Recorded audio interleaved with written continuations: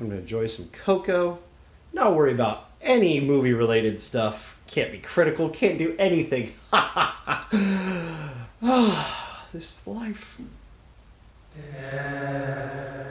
No. No, no, no, no, no. Fuck off. Dev!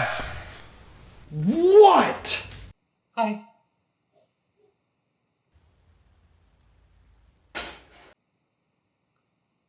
What do you want, Ghost Boy? Come on, Dev. We've got a podcast to do. Dead or alive, I'm ready to go. Let's go. I don't want to. What if it's bad? What if it divides the fan base further than before? What if it doesn't do what we need it to do? We just have to keep going forward. Good or bad. Sometimes we just have to swallow our pride and do what's requested of us. Plus, it's just a movie after all. What harm can come from it? You're right. So poorly sung Star Wars theme time? Let's go. Da, da, da, da, da, da, da, da, da.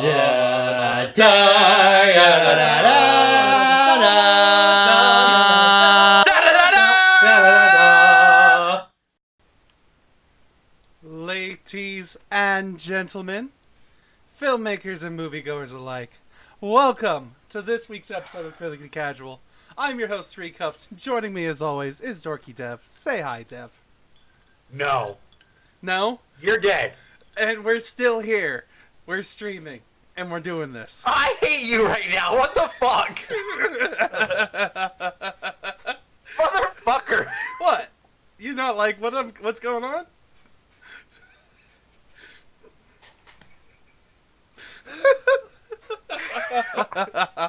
Worst part is I can't walk out there and see you over there because it. Yeah, you're I stuck. hate you. Oh, I love this. You have no idea how much I love this already. So yeah, how are you doing today, Dev? I'm doing all right. That's good. That's really good. So today is a pretty big day. It's been it's 12 movies, 42 years, and a lot of angry tweets on Twitter. And it's time to start talking about Star Wars: The Rise of Skywalker. Yeah. Rise of Skywalker. I have something messed up on my screen. Hold on. Okay. All's better. There we go. Whoops. Your shit canonically set. I'm set. All's good. All right, making sure. Hi, everybody. I'm in Dev's kitchen as a Force Ghost. And this is great. Fair enough. All right. You're not. You're kind of in the kitchen. You're like in the hallway to the kitchen. It's. I hate you. Stop eating my food. I'm sorry. I'm hungry. It's been a week since I ate. Okay, so I don't know. There's nothing really clever to say here. We're talking about Star Wars: The Rise of Skywalker. This week I called it The Return of Star Wars. We got nothing special, but yeah, we're going to talk about Star Wars in a spoiler-free review. Then we're going to go into our spoiler discussion. Then at the very end of all of that, we'll discuss our updated ratings for all of the movies, and then we'll have our news and wrap up. And yada yada blah blah. If you are watching this on YouTube, we'll when we get to the spoiler section, we'll put a little timestamp and be like, "Hey, go here," or when you want to check out those rankings. And we'll do our best during the ranking part not to talk spoiler. So yeah, because it'll be after we get through all of the spoiler talk. So so yeah, that being said, let us go on and on and on and on. Yeah, there's a lot to talk about. Yeah. And talk about Star Wars: The Rise of Skywalker. So, okay. You want to go first here, Dev? Sure. Wow. It's a movie, and this isn't me like complaining about the movie because I actually really enjoy the movie in a lot of ways because it's very much a Star Wars film, but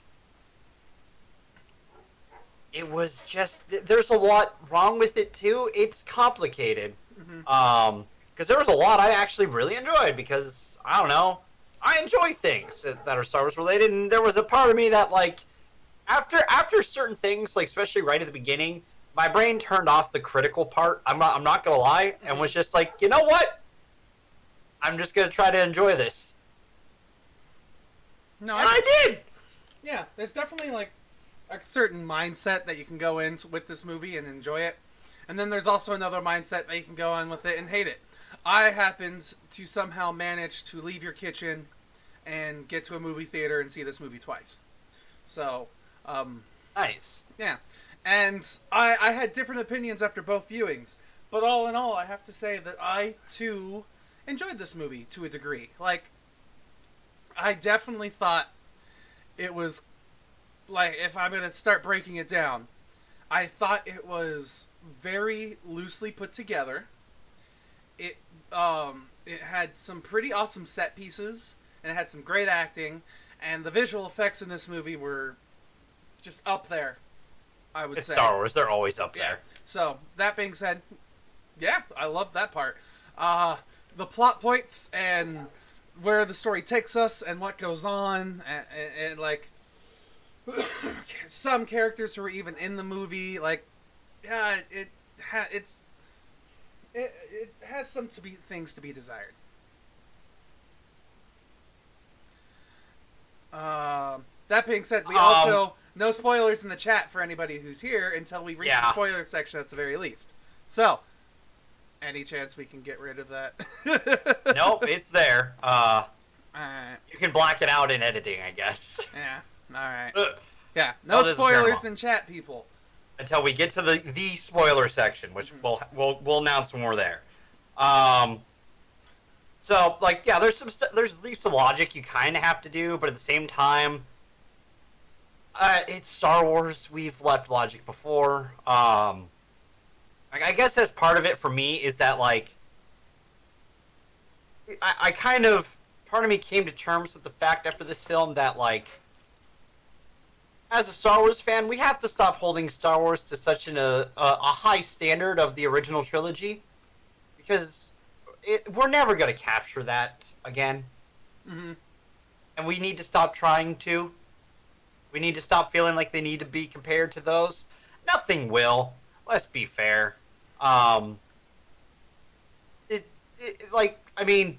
Like, the way I heard it, like, a good way to compare this is the original trilogy is a masterpiece of practicality and camera work, while these new trilogies are masterpieces of special and visual effects. They're not really good stories, and kind of sometimes when you look back at some of the storytelling from the original 3 movies, there are moments where you're like, eh. But I'd still say those original 3 were really good, and this movie, like, it's fine. It's okay. Like, it's. I think it's good.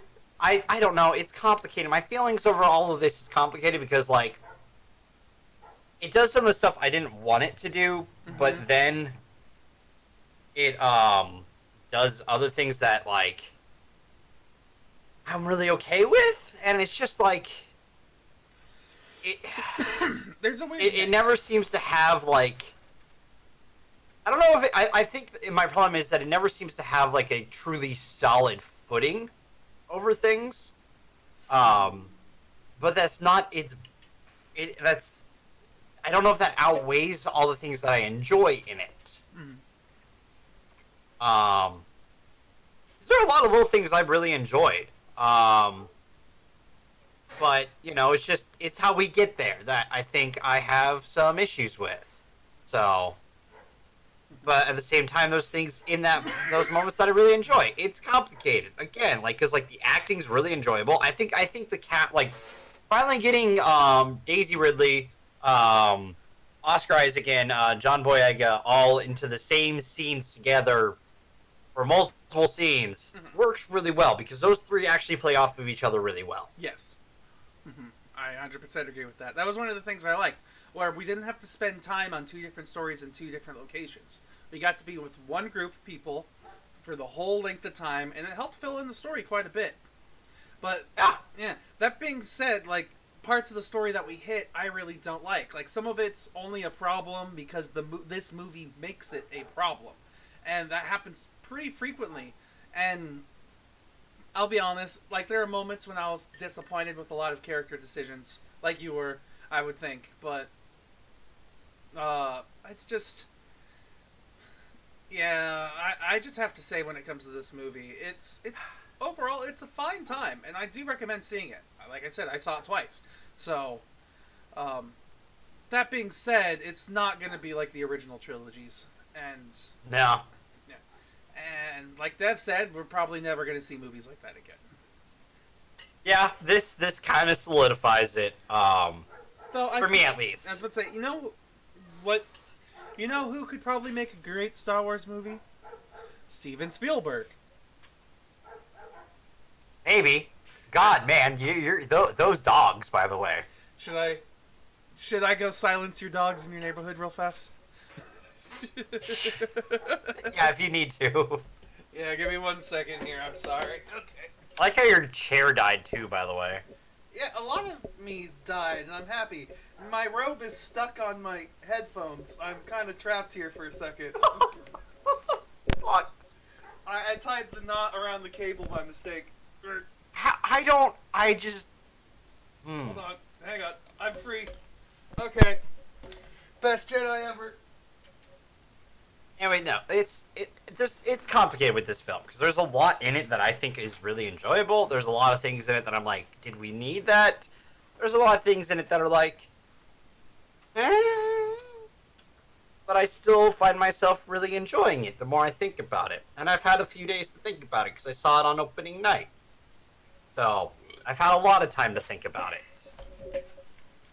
I was just talking about how the fact that there's a lot of things that I really like, a lot of things that I'm like, do we need to do that? And a lot of things I'm like, but I've had a lot of time to think about it since I saw it opening night. Mm-hmm. And like the more I think about it, the more I enjoy it, the film. No, I agree with you. Like, when I took this movie very seriously, I hated this film.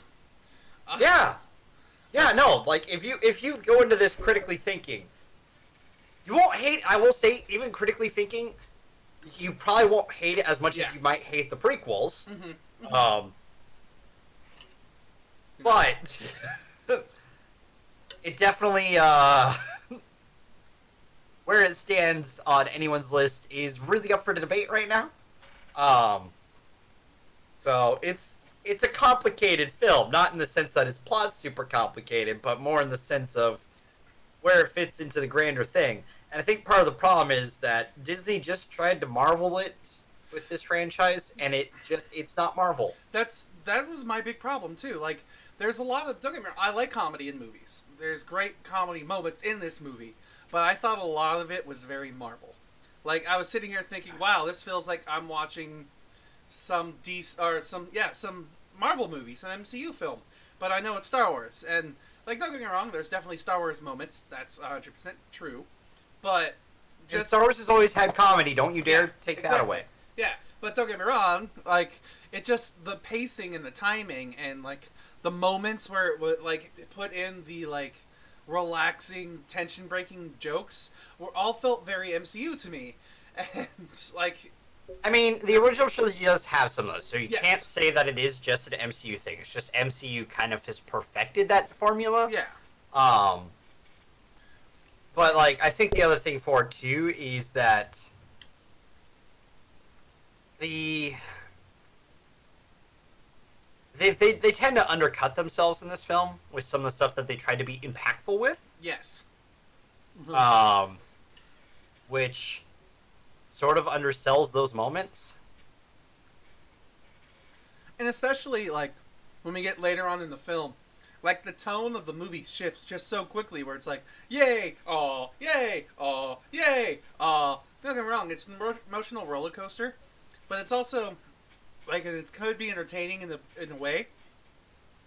But I thought it was kind of conflicting. Like, I wanted to feel more or less triumphant or not, and like, don't get me wrong, complex, quote unquote, emotions for a climactic ending is kind of okay, but there are just moments where I would have changed it, and I think I would have been happier. That's fair. There are certain things I would easily change in this film too. Just just for personal reasons. But there's a lot of other things that I really enjoyed in it. That like again I can't really get into until we get to the spoiler section. It's more that like I think the cast does a good job.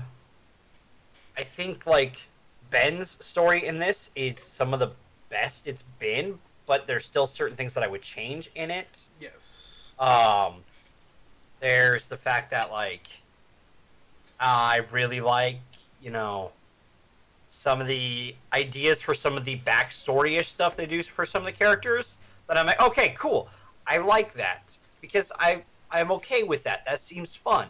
That adds interest and conflict to things. But the other problem is a lot of this wasn't set up in The Last Jedi. And elephant in the room, they don't necessarily slap the face of The Last Jedi most of the time. But we don't talk about that. I think Disney has like literally like snipers on like cast members whenever they bring that up. No, You maybe don't want to fantasize about a sexy lady who comes to you in your dreams. I don't want to talk about what is it? What is the holiday there? Life Day? Life Day. Thank you. I don't think it's canon anymore. No. But like the stuff they do is in this film. A lot of people have said it, and when you watch it, you can't help but agree. This feels like it should have been 2 films. And the problem is that it's not. And I think the fans would have been okay if we did episode 9 and episode 10.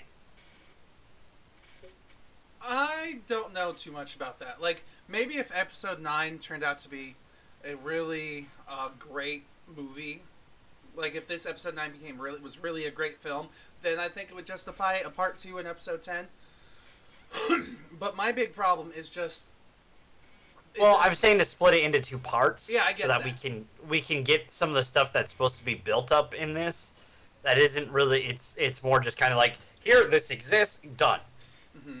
Do you feel like if JJ just had all 3 movies, it would have been better? Like, yeah, the first. Oh yeah, no, without a doubt. This trilogy would be better if we had one.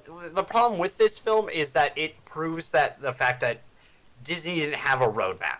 Yeah. Which they should have been more Marvel about it. They know how to do stuff with a laid down roadmap. Like, yes, certain films inside the Marvel franchise have been kind of like added late or changed when they would have done it. This and that, like when they got the rights to use Spider-Man, stuff like that. They've changed their plan to fit certain things. But like since Avengers, their plan was we're gonna build this up to Thanos. Mm-hmm. And what do? They built this up to Thanos. Okay, they did that. They did that story. They had time to do that story, and they had someone behind it with Kevin Feige building this story. We didn't have a Kevin Feige for this. No. And it kind of shows. Kathleen Kennedy should have intervened a little bit more. Been like, hey, this is the route we need to go with it. Mm-hmm. So, and they kind of did that with Solo, but not with the other one, like not with Last Jedi or with any of the others.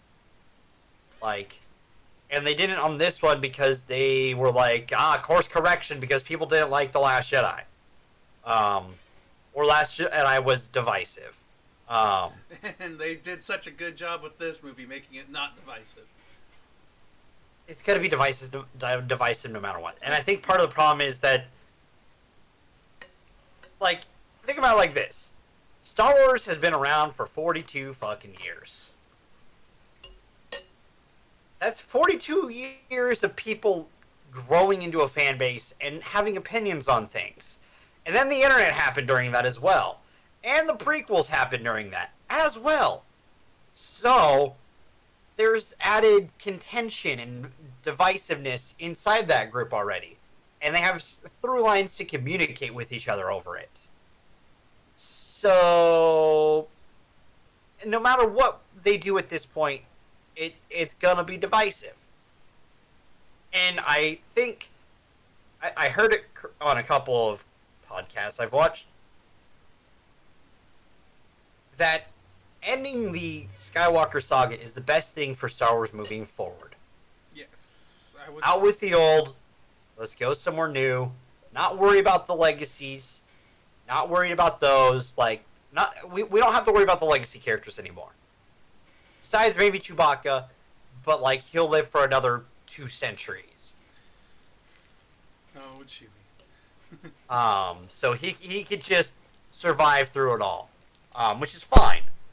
Give me a moment. I'm getting a phone call, so I will be right back. All right, no worries. So yeah, when it comes down to it, I think all in all, what we're just essentially saying is that this is a fine film. Like, there are moments in here that are good. There are moments in here that definitely don't make sense, and there are moments that are just kind of unneeded throwaways. So, I mean, there's not really much else. Like, acting's great. The cast is good. It's lovely to have everyone that we do. And the set pieces that they set up are fantastic. It's just that it's... because the story isn't super cohesive, it makes the movie want... like, you need more...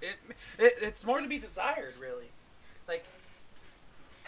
Yeah, I will say this. Like, in my opinion, like, and a lot of people will say that the set pieces, even the fan service in this film has a lot of fan service. Yeah. Which is okay. Mm-hmm. It's a fucking Star Wars film. Yeah. There needs to be a little bit of fan service.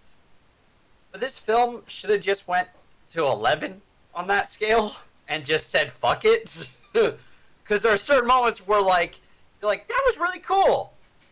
But if we just turned it up just a little bit more, it would have been cooler. Mm-hmm. I definitely agree with you. Yeah. I think there's one point in particular that we could talk about that, like, we would both agree that if they turned it to a fucking 11 even, that it would just have been fucking awesome. I think I can picture the one you're talking about. Yeah? I think I can picture it. Cool. Also, like, the other problem, too, is they don't let certain things sink in and impact the rest of the film and stay impactful for the rest of the film. Mm-hmm. Which I guess is just the way they're gonna do it. So, like, from that point forward, that's just what we have to deal with. Like, on. Bless you. Okay, thank God I have that button ready. Cool. No, it's just something that we have to come to terms with. That it is also Disney, so certain things don't happen the way you would think. So, yeah, it's complex in where you want to sit with this film, because it's a film that you really want to like and you want to love, but you also want to question and be like, did we need that? So, that's what I think about it, at least.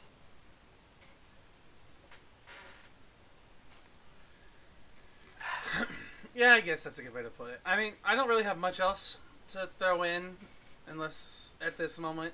Do you have anything specific you want to talk about? I don't have anything extra for the non-spoiler. Like, I can't think of anything else in particular that I can talk about that I can think of, because it's like, at this point, like, yeah, it's also, it's a JJ film, so there's not a lot of lens flares, as people joke about, but it's more like the pacing is very kind of like, okay, Yeah. especially early on. So that's thing, and if a lot of people say it feels a lot like there's some moments that it feels like the Force Awakens, some of those moments where it was kind of quick, get to things, and it does that. It does that. I can't deny that it does that. So, but yeah. I don't think I really have anything else I can say then. Okay. So, Deb, in that case, I'm going to give you 10 popcorn kernels. How many are you going to give to Star Wars The Rise of Skywalker? Do you remember what we gave Solo? No, I do not. But I can double check. Well, we gave it very middle of the road. I remember that. If you give me like 2 or 3 seconds here, I think I can pull Are you going to have to find that video file? I might have to. Because I don't think it's on YouTube. I'm double checking there first. Because that would just be easier.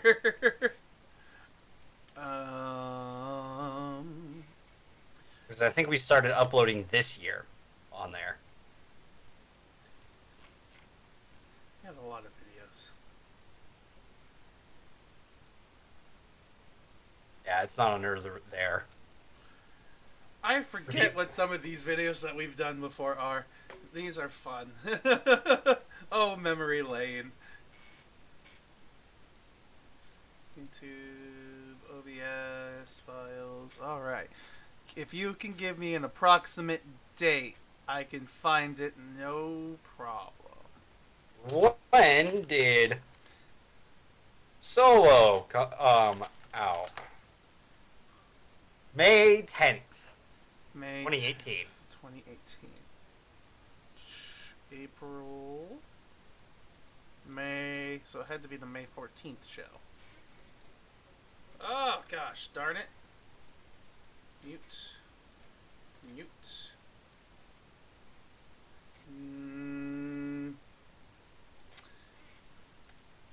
Not that May 14th.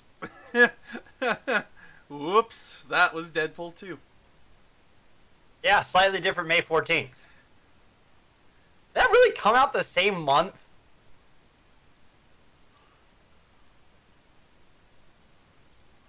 Wait a second. Do you not have the video file for that? I can't. I do. I just can't find it. I'm looking at. Oh, God, because I know for me personally, I know it's higher than that, but I can't remember how middle of the road I gave Solo. 'Cause I can't remember if I gave it like a fucking 6 or a 7. Not that I'm going lower than that, but part of my rating has to be judged off of where I put Solo. I get that. I definitely understand that because if it's, like if we say it's one part and then it's rated lower or whatever, then we're gonna be silly. We're not like normal critics who will rate this film lower than the fucking prequels. Oh yeah, no, that's definitely not what this movie oh God, that pisses me off. This film is not worse than the prequels. Like, don't believe the critics on that one. Like, I know some people would be like, oh, you know, the times have changed, the stuff in this and that. Still, this film is not worse than the prequels.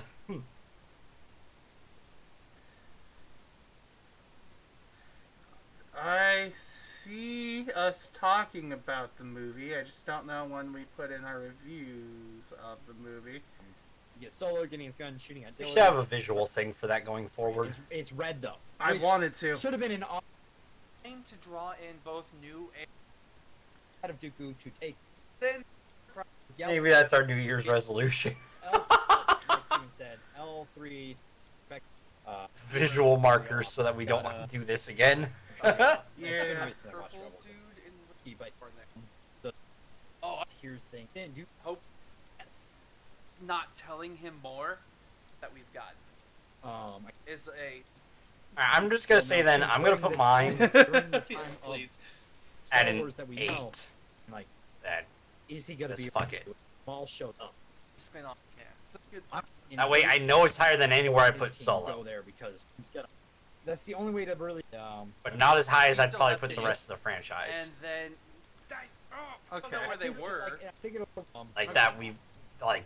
they pretty much said. So we did rank it before because we didn't even really need to discuss it. It was more of Oh a yeah. We didn't say that like.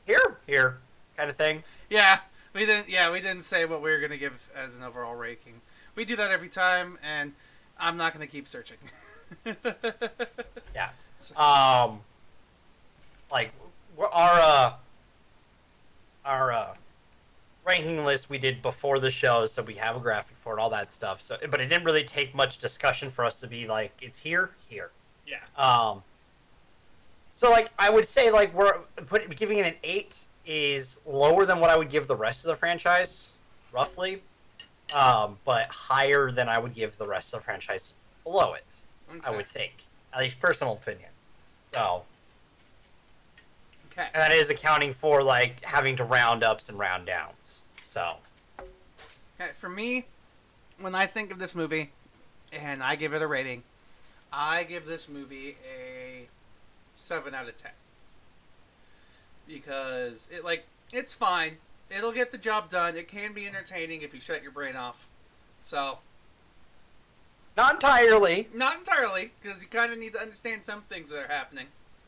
But it's fine. Like, I'll probably honestly end up watching this movie again. Not in theaters, of course, but I will definitely end up buying this movie when it comes out just to watch it again. I mean, you kind of have to if you want to complete your DVD collections, your Blu-ray disc collections. So. But, Yeah. No, I agree.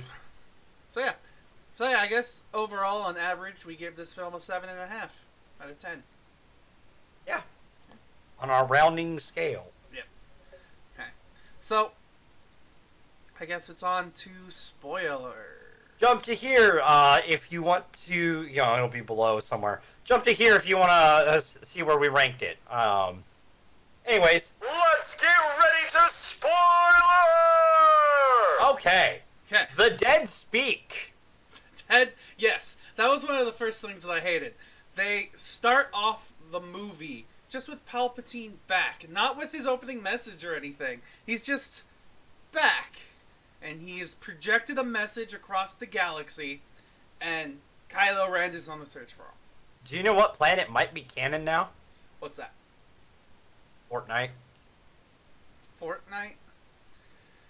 That message that Ian McDiarmid did record during the Star Wars event on the 14th, apparently they used that because they weren't going to use it in the film, so they used it for that event. And so Ian McDiarmid's line that he recorded as Palpatine is used in Fortnite special event when the Falcon leaves, and then Ian McDiarmid talks to everyone. Oh, that was the projection, the broadcast, huh? Yeah. Fun. Well, that's, I guess, kind of clever, since they're appealing to all the young kids out there. Because this Disney, this is technically a kids movie. Star Wars has always been a kids movie. Yeah. Gonna fight you on that one. That's true. So I'm gonna start off. Let's talk about some of the quick things that was brought up by Darkness in chat, real quick, just so we don't forget them. The Death Star scene makes sense to me because movie 6 took place on the forest moon of Endor, so it's on the Endor system. If the Death Star blows up, it kind of makes sense that some of it would fall onto the planet of Endor. Yeah, there's big pieces that'll fall and debris and stuff like that. Yeah. Let's see. I assume they were building it up to be the big throne room scene, and that could have been cool. Like that being where they brought back Palpatine or something. But I also feel what they ended up doing with it was ultimately fine. I will say, in order for us to make the leap of logic that it needs to be for us to be like, oh, Palpatine's back. Getting it out of the way early is to the film's good side, in my opinion. Because if we have to sit through this film and then partway through it's like, Palpatine's back, bitches! And it's a big reveal, I think that would have been to its detriment. Because we would have had to deal with the whole whole reveal bullshit, all of that stuff, like partway through the film. And yeah, it would have been cool. The way that I see that working is if it was built up in Last Jedi. But the problem is there wasn't a roadmap, so it wasn't built up in Last Jedi. Yeah, a lot kind of happened, and especially with the opening scene when they do introduce Palpatine. Like, they literally toss so much of what happened to The Last Jedi out. Like, well, not so much, just like, they explain a lot really quickly, and it's like, well, that kind of makes the major moments of The Last Jedi pointless now. No. Okay, not pointless, but, like, less impactful. How about that? I will argue that because the Kylo and Rey scenes that are super important in Last Jedi are still super important going forward. And even Luke's story arc is still important to Luke in this. Mr. Ghost, so you should understand that. I said some, not all of Last Jedi. Well, what bits then? If I can ask. Okay. Because the stuff that I would say would be Snoke, sort of. I would say, like, some of the impact of Snoke is diffused. I would say some of the... What's the word I'm looking for? Crap. There's, like, a specific moment that I'm thinking of in The Last Jedi. That, Oh, I just remembered the thing I wanted to talk about in the non-spoiler section. God damn it. Trying to think of specific moments. I wanted to talk about Carrie Fisher, but... Oh, yeah. Okay, let's just basically boil it down to...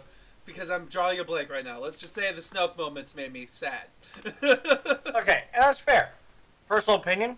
Again, if in Last Jedi they built up to it not actually being someone and being someone else, like being controlled by something, that would make sense more. Yeah. I mean, it makes sense in the sense that Palpatine's supposed to be the powerhouse dude, but like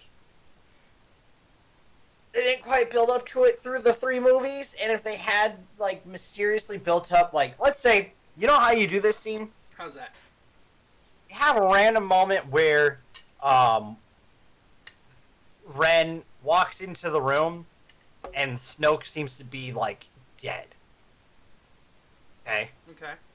His corpse just isn't doing anything, right?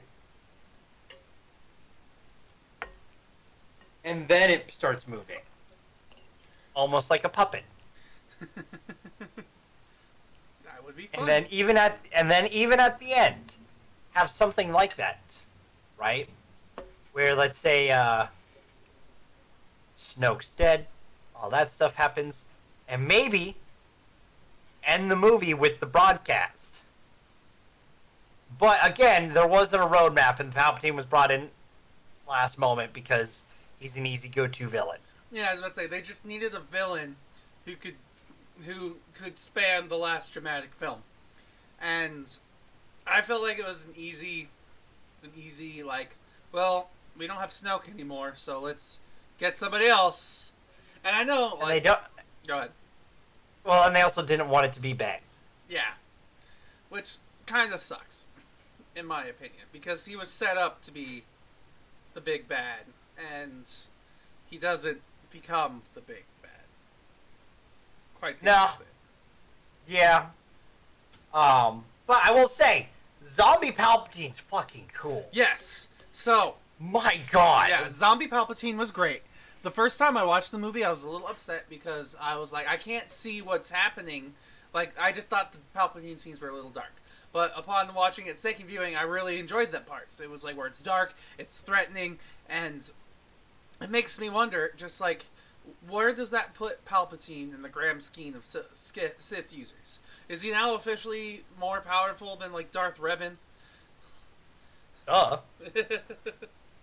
He's all the Siths, dude. Come on. Get that going in your brain. Fine. Sure.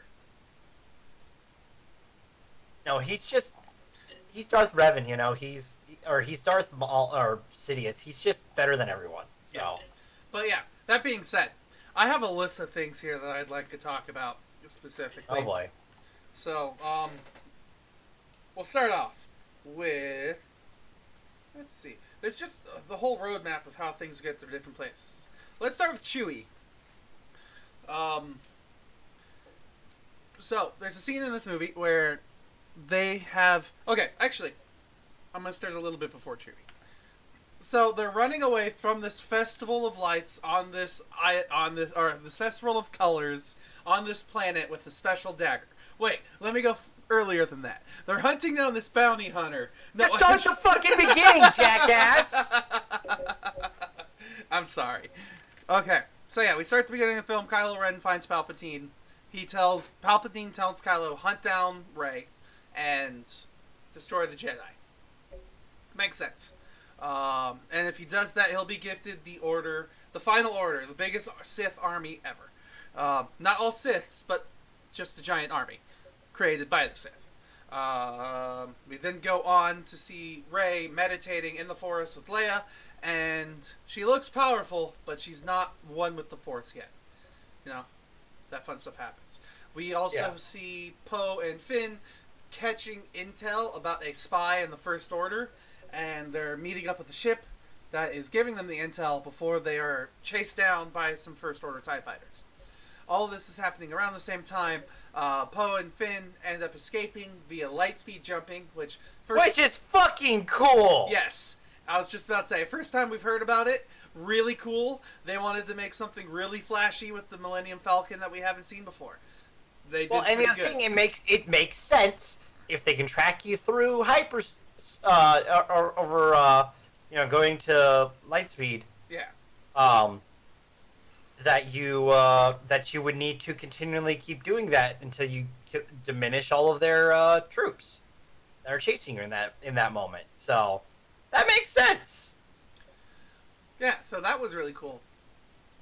And then while Rey's after Rey's giving up on her meditation and practice, she starts going through a training course at the same time that this fighting's happening.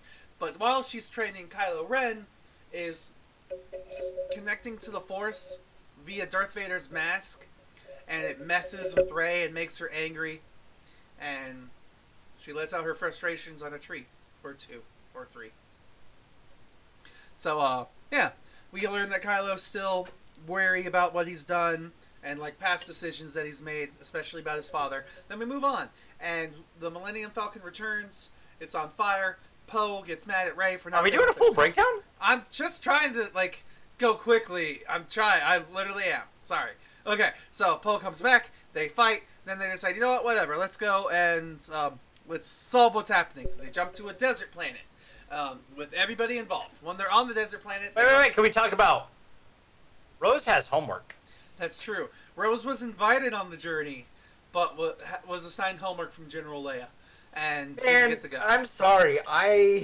That was a cheap way to get rid of her, basically. Yeah, it kind of stings a little bit. Because, her character... Okay, listen. It was not Kelly Marie Tran's fault. Mm-hmm. That Rose's character wasn't great. That's a Rian Johnson edit. That's their issue. Yeah. How she was treated by the fan base is awful. Yes. And doing this just kind of feels like a win for them, in my opinion. Mm-hmm. Which doesn't feel like a win. Depends on who you ask. That divisiveness that is Star Wars, you know? I'm just saying, it's one of those things I'm just like, hey, you do realize who you're kind of appeasing with this, right? Right? Yeah. Not exactly the group of people I want to appease. You get that? Okay, cool. Yeah. Just making sure you get it. So that ended up happening. We end up going to a desert planet where this festival's happening. Rey's asked about her last name. Yeah, who knows? I don't know. Solo! Yeah, I thought about that. I really did. I was like, where's the Imperial guy giving out last names? So, yeah, they get tracked by the First Order because Kylo and Rey are still Force connected somehow, which they explained in the last movie, but at the very last scene. So they're still connected, and it just keeps working. So they connect. He steals a necklace officer, which is, Chekhov's teleportation magic. Yes. And Which, okay, they do set that up in they Last do. Jedi Yes. with the water. Yes, they do. So I'm okay with that. Yeah, that's at least well established from a previous film. But then we continue on, and we get a chase scene, which pretty cool. I like the chase scene, but it ends with them sinking into this pit, which leads me to one of my problems. Was when they're sinking into the pit, and they start this dialogue tree of Finn wanting to tell Rey something, and they never finish it. Which I guess it's kind of implied through the movie what he was trying to do, which I think it's Finn being force sensitive. That's the general consensus I'm seeing. Yeah. Because I don't think anyone thinks that it was. God, I hope it's not people thinking that it was "I love you," because Yeah, I don't think it's that. I definitely don't think it's "I love you," but they also don't establish anything else that it could be either. Like, it could be that he's force sensitive, but why would you tell somebody that right before you die? And my internet lagged out. God damn it.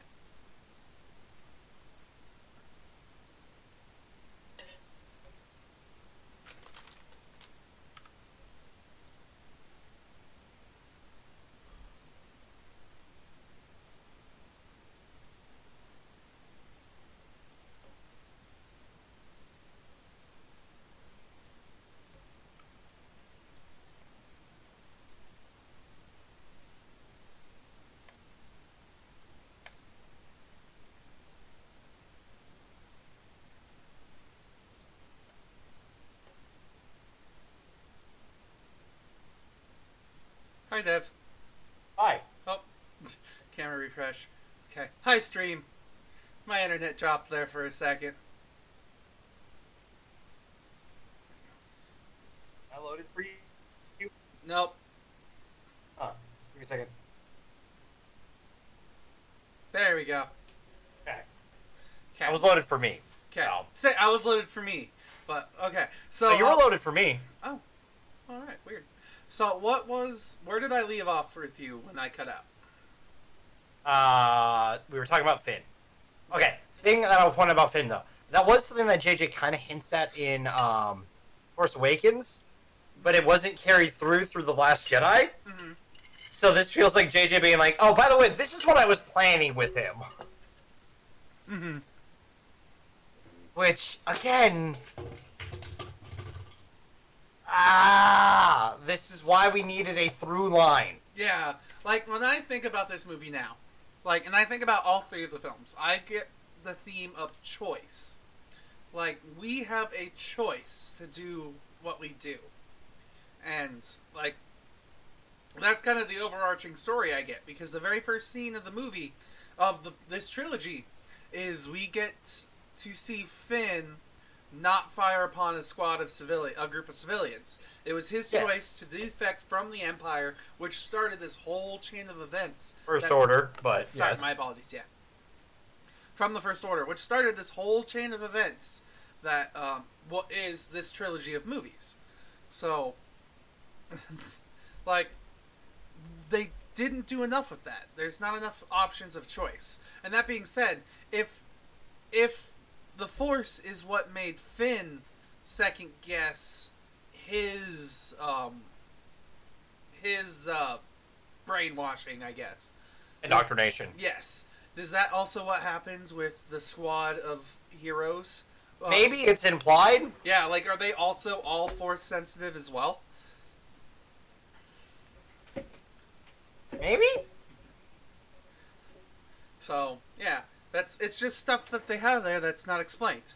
But, okay. But going back to the story, they fall down the pit, and totally pointless, oh my god, we're all gonna die moment to get to this pit, where when we're in the pit, we find out about this bounty hunter that they've been chasing after, who was a Jedi hunter, and he happens to have this dagger. Go ahead.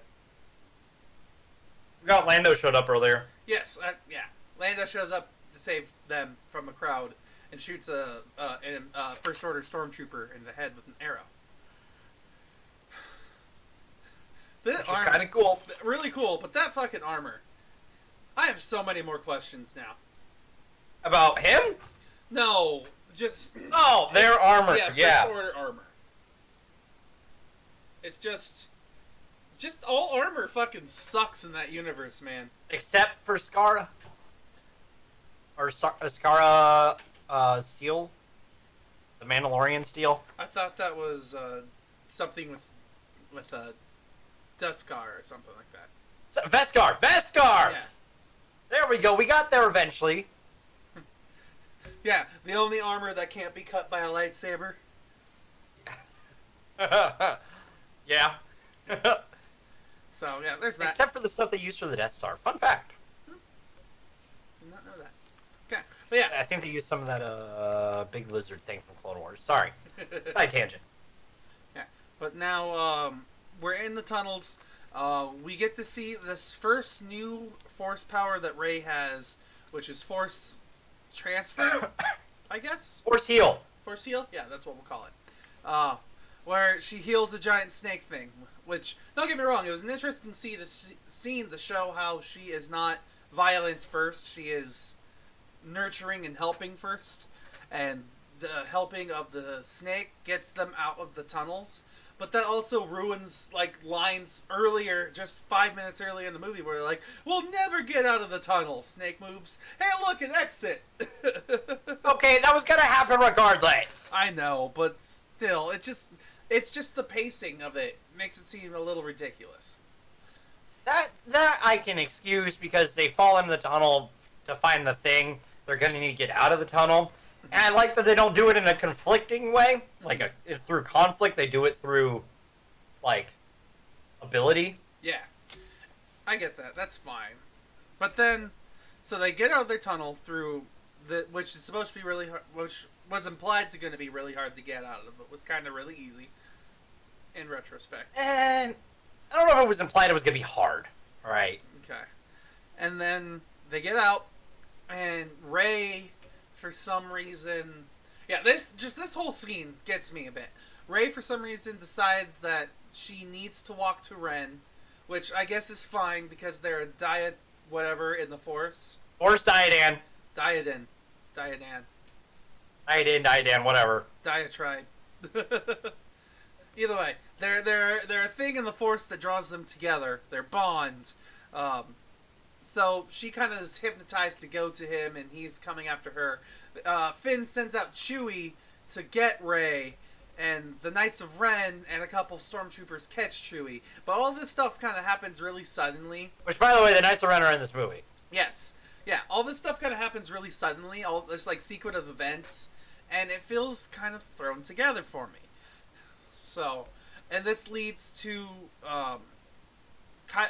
Rey destroying the ship that Kylo's on, and then the transport ship that supposedly has Chewie on it is flying away. Hey, can we say that fucking flip was phenomenal?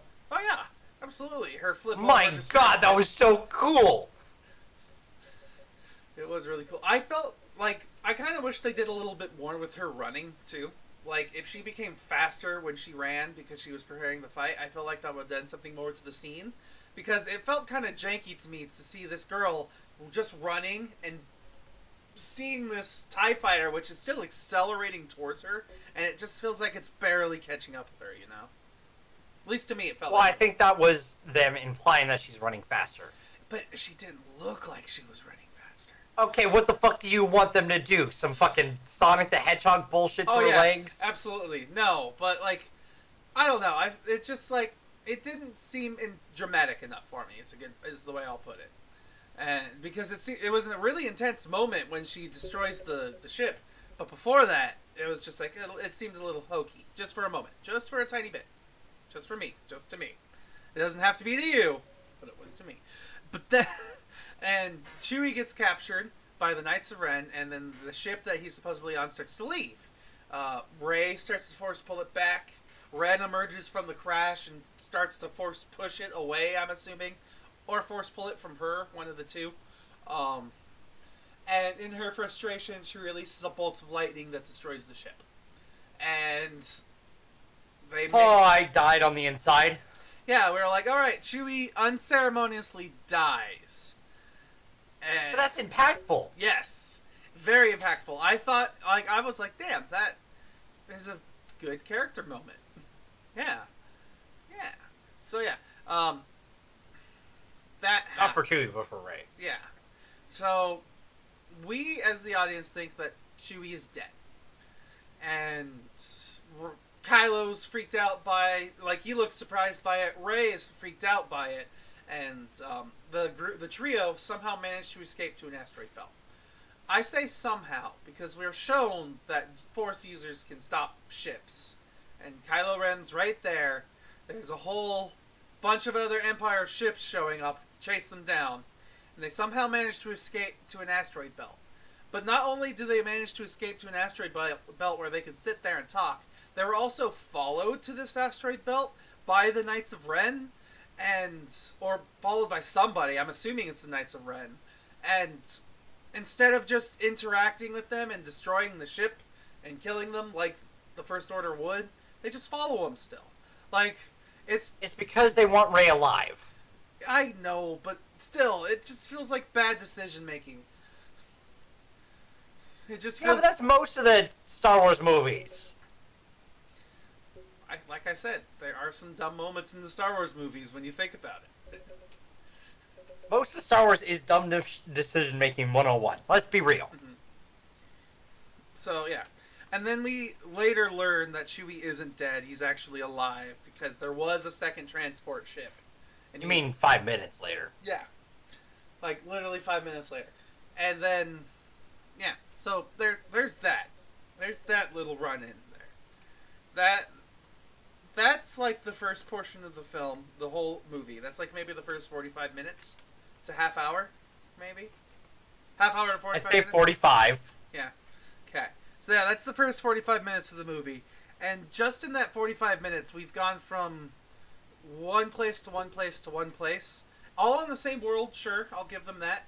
But it just feels already to me like we're going really quickly. That there's too many things going on in this movie. But that also leads to another one of the things that I had a problem with, which is, for some reason, for the first time ever, we learned that C-3PO can't translate Sith. He can. But he can't. Well, he can, but he can't recite it. No, it's against the laws enacted by the Senate Mm-hmm. back when he was created. Yeah. That's the first time we learned about this. It's the first time we've had the Sith language. I get that. But I kind of feel like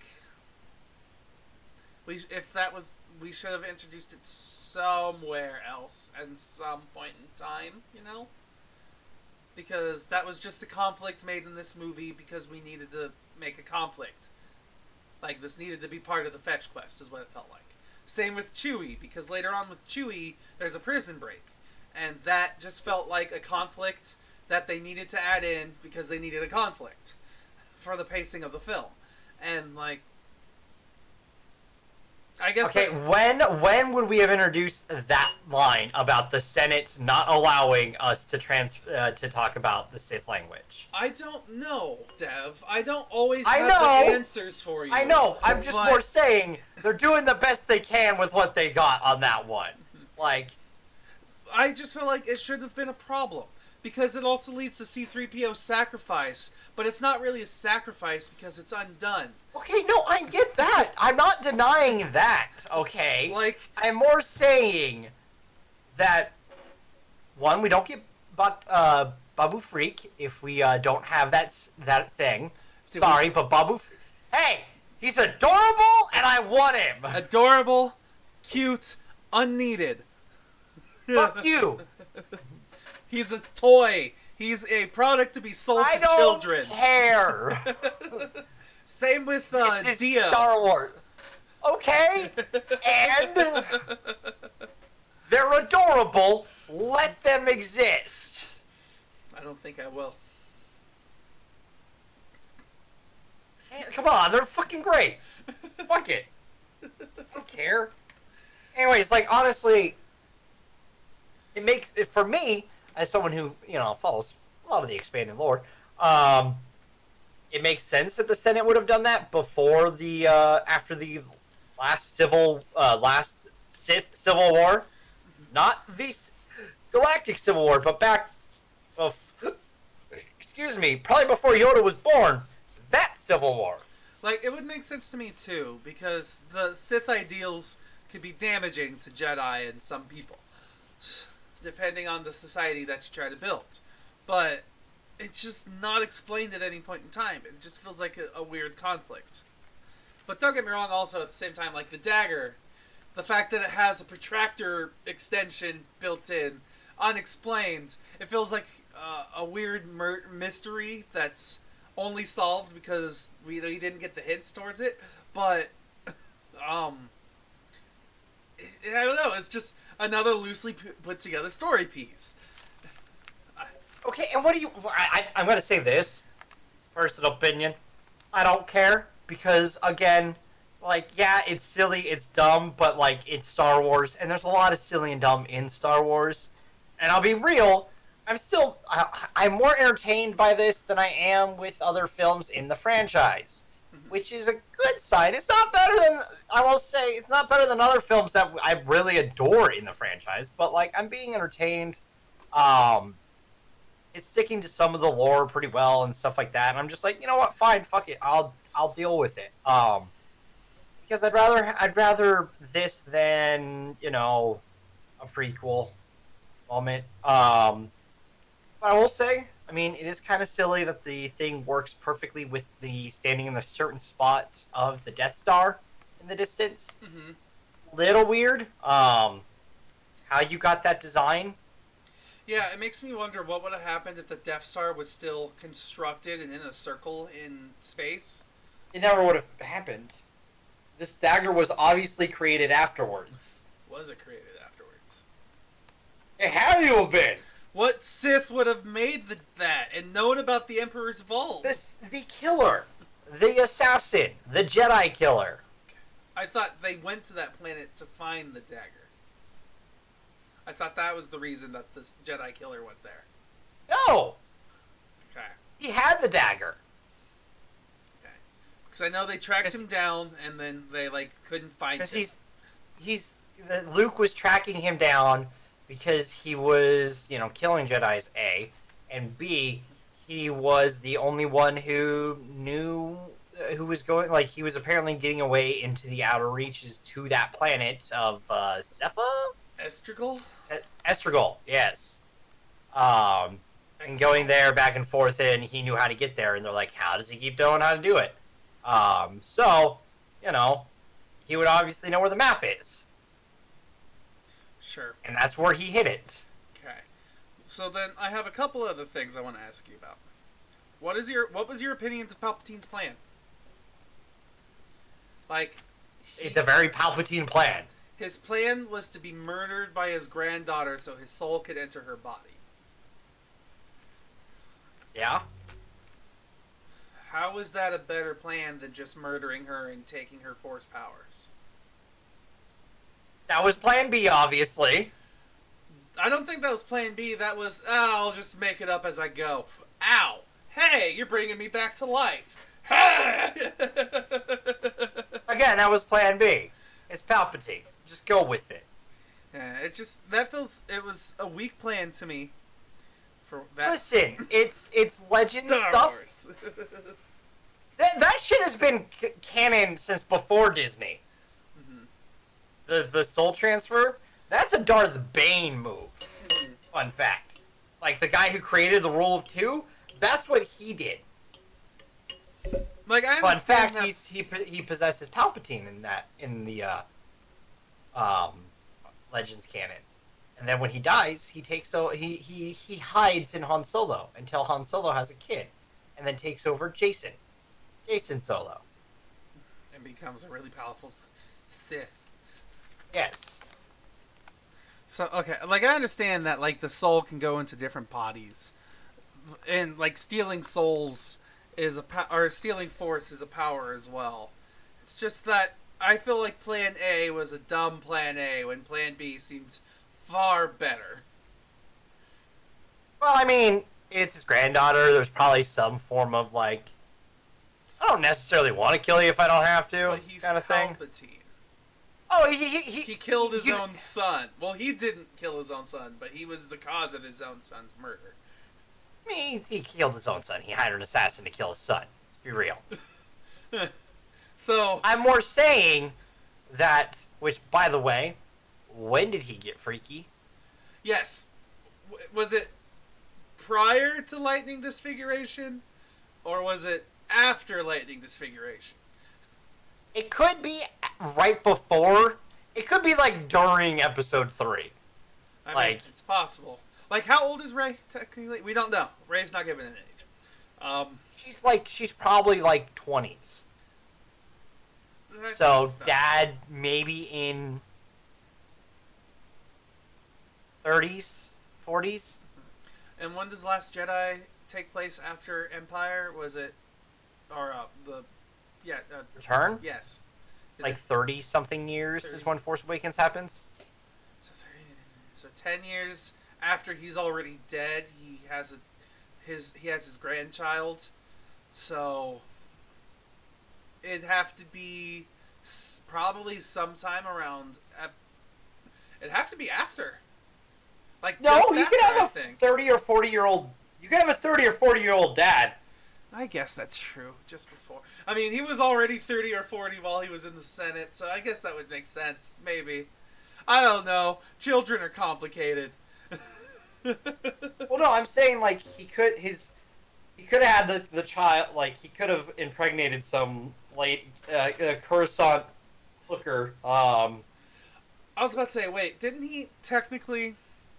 Wasn't it at one point in Legends lore that he was kind of the father of Darth Vader? Because he was what caused the conception. Plagueis. Plagueis was the conception to Vader. Okay. Yeah. No, it was okay. Timeline wise, it could still work. So like, let's say, right? Okay.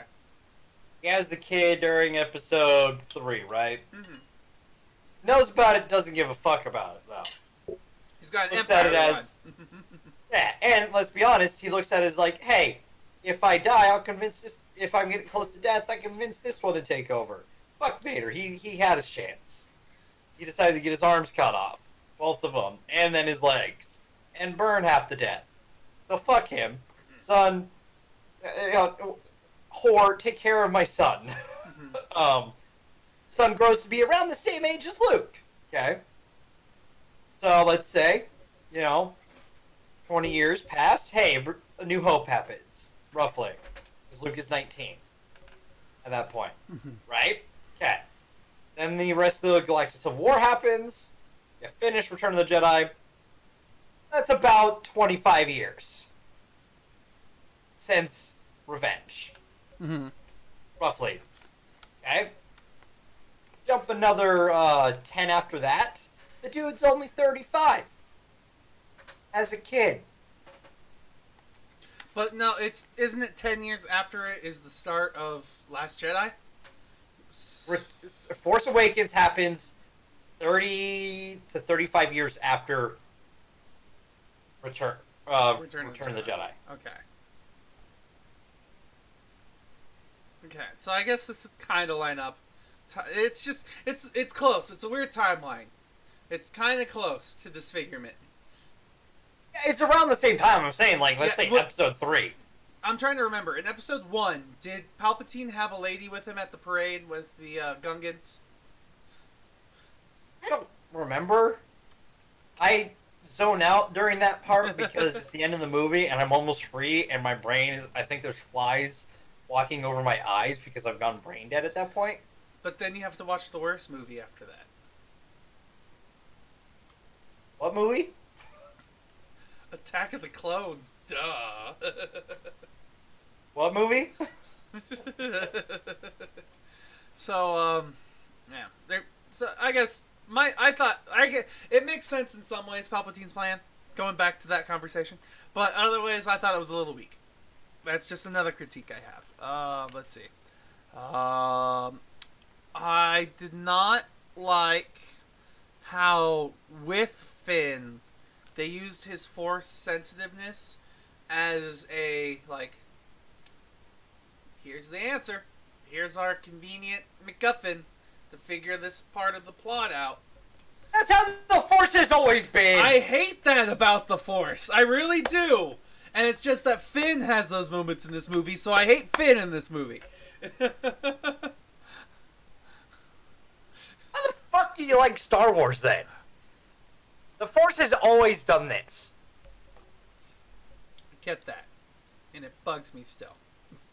It just feels like in this movie it happens a lot more often. Like, it's just, he has a feeling about, where's the first example about it? I hate that I literally am about to say something and it leaves my head. The example I can think of when it's, like, really plot relevant that he feels something is when it's the ship. Yeah, there's the ship when it happens. There's him just overall explaining that whenever he has a feeling, he feels that it's the Force. So I've just kind of boiled it down to every moment that he has. It's just like, it's the Force telling me to do this instead of him deciding to do it himself. Which He's still making the decision, but he's just trusting. He's trusting instinct. Which, hey, guess what? If you're Force sensitive, that's an instinct.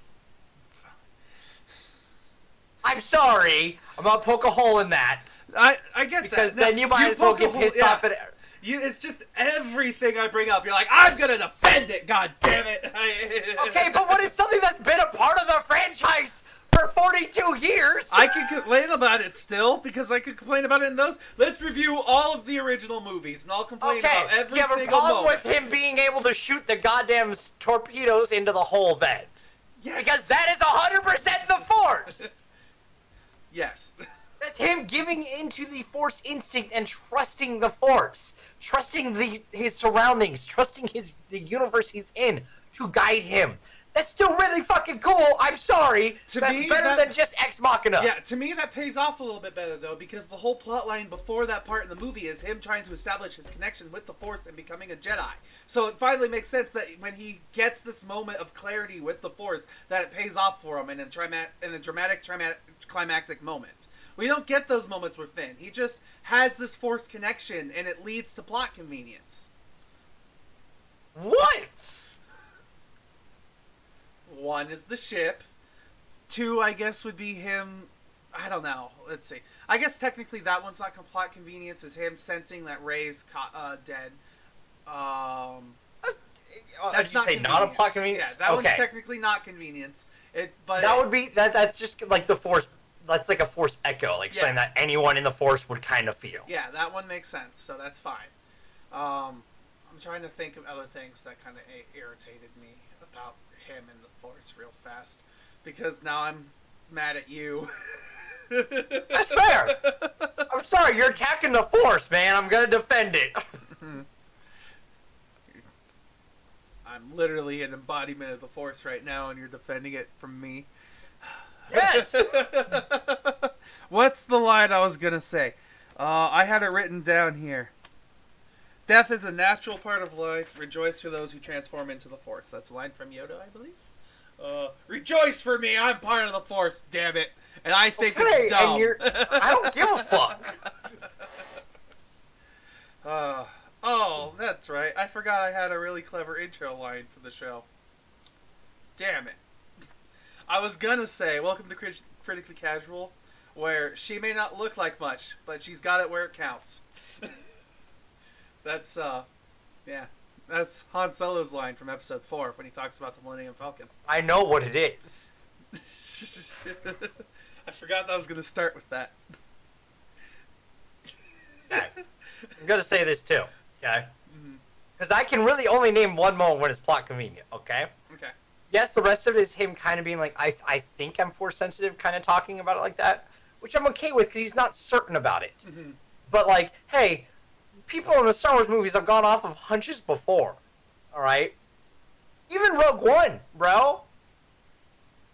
I'm trying to think of the specific moment in Rogue One. The entire beach storm. That literally is just like, okay, if we happen to make it this far, then we'll go for this. If we happen to make it that far, and we will keep taking step. We will take step and step and step as best we can off these hunches of what we have to do.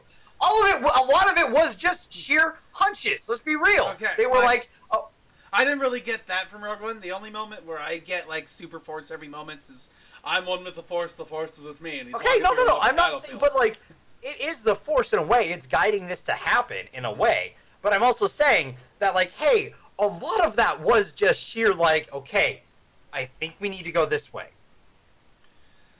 They had a general idea of what they need to do. They didn't know how they were going to do it. And a lot of it was sheer just being like, I think we need to do it this way. Which You replace that with, I feel that we need to go this way. Hey, it's the Force. I'm sorry. We ranked that movie at number 3. This isn't exactly... I'm sorry that I'm going to use that against you. No, like, when I think of Rogue One, I don't think of those moments where it's like, the Force is telling me that we need to go to this planet, or the Force is telling me that my father is a good guy. The Force never did that. Yeah. That's kind of what I get with Finn's moments, though. It's the Force is telling him that this person's... the ship has this, or that we need to destroy this, or that we... well, he knows or what that this they need to person is destroy. here, or, like... What person? Kylo Ren. He knows when Kylo Ren shows up on the desert planet, too. Because he can No, it's just because... Well, I mean, kind of, but at the same time, he can go off of just how Rey's probably feeling. I get that. And he has some sort of connection with Rey, so maybe just being able to pick up on that is part of it. Like, he also knows that, like, the one thing that would probably draw Rey out into the open would be Kylo. Now, is that explained in the movie, or is that you coming up with an explanation yourself? I don't think it needs to be explained. I kind of think it does. Like, then this entire movie is just them talking. And then we go back to the prequels in Last Jedi, and I don't want that. I get that. I don't want that. Okay, I don't want everything explained. Okay, But there are because some when we things I would- explain everything, okay, but then we get back to midichlorians, and I just don't want that. yeah, we don't need to I'm explain sorry. midichlorians, no. But we could explain some things, like how the First Order is somehow now this galactic army that's almost an empire, when they were at first just a scourge that was invading the galaxy. Or, like, why is there a blockade on certain planets? And, like, it's just, there's information in this movie that is important to what happens in this movie that's just missing. At least to me. And you want to know a lot of that? Is the fact that Last Jedi happened. Mhm. I'm sorry. If Last Jedi didn't happen and we got a different film there and then this with less of what it tries to push quickly through, we would have a little bit better of a trilogy here. And some of those things would probably have been explained better. Yes. But I'm just saying. But I'm judging this movie as it is, and in this instance, in this exact moment, it's not explained well. So, like, I'm not gonna pull, like, in Emmys when they gave Lord of the Rings 3, or was it the Oscars? One of those two, where they gave the award to Lord of the Rings 3 when, like, Lord of the Rings 1 and 2 are sometimes objectively better, but... They're not objectively better, they're better. Yeah, so they gave the award to 3 as a trophy to the whole series, essentially. But do you get the illusion that I'm going for here? Yes, but I will say, you can't judge this movie without judging where it comes from. Sure, and that's why part of the reason they gave this movie a 7, because I don't remember what I gave Solo, but I'm sure it was lower than a 7. I don't think it was. I'm not gonna lie. I Okay. think you've rated it exactly where you put Solo. Okay, which is good for our standings then when we get there. I'm kidding. Anyways, my point being is that, like, if we start trying to explain everything, then this movie becomes a 3-hour film. Which it And I'm almost is. sorry. It's not almost. It's an hour 20. It's 2:20. It's 2:20. It's 2 hours 20 minutes. It's shorter than Last Jedi was. 2 hours 20. Still almost 3 hours. 40 minutes away. That's close to 3 hours. Fuck off, you! That's not how that works. You gotta pass the half-hour mark before you say almost. All right. And in my opinion, you've gotta hit like 2 hour 40-minute mark before I say almost 3 hour. Because I would probably say 2.5 hour. You know what I mean? But if you were to They- plan that your 3 day hour about, mark. but if you were to plan your day around seeing this movie, would you plan 2.5 hours or would you plan 3 hours? Of your Depends day? on which theater I'm going to. Depends on what I'm doing that day. Yeah, so this is a 3-hour movie. No, that's not how that works. All right. That Like, was yeah, I would have a interesting. 3-hour block set aside because of a 10-minute drive to the theater. Mhm. And then I want to get there early, depending on which theater I'm going to. If I'm going to VIP, then I might leave, closer to, and it'd be closer to 2 hours and 40 minutes of me needing to be there. Because VIP, I just order my ticket at home and have my seat already. Mhm. But if I'm going to the regular theater, I'm going to get there earlier so I can get a better seat. I was just making a joke, Dev. You don't have to explain your life story. I'm sorry.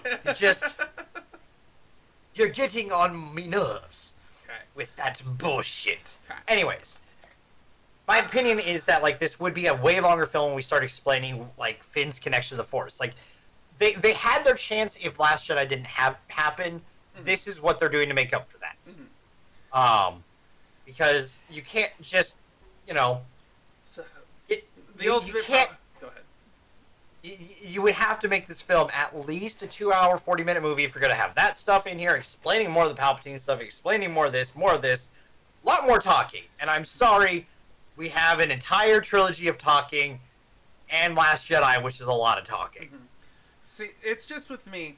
There's too much going on in this movie, and not all of it is explained well enough. Is essentially what I'm getting at. Is just Fair. too many things crammed into one movie. That being said, I have one more gripe that I want to get your opinion on. It doesn't have to be a major conversation, but what is your opinion on finding out that Leia was being trained as a Jedi and that she has a lightsaber? Makes sense. Makes sense, yes.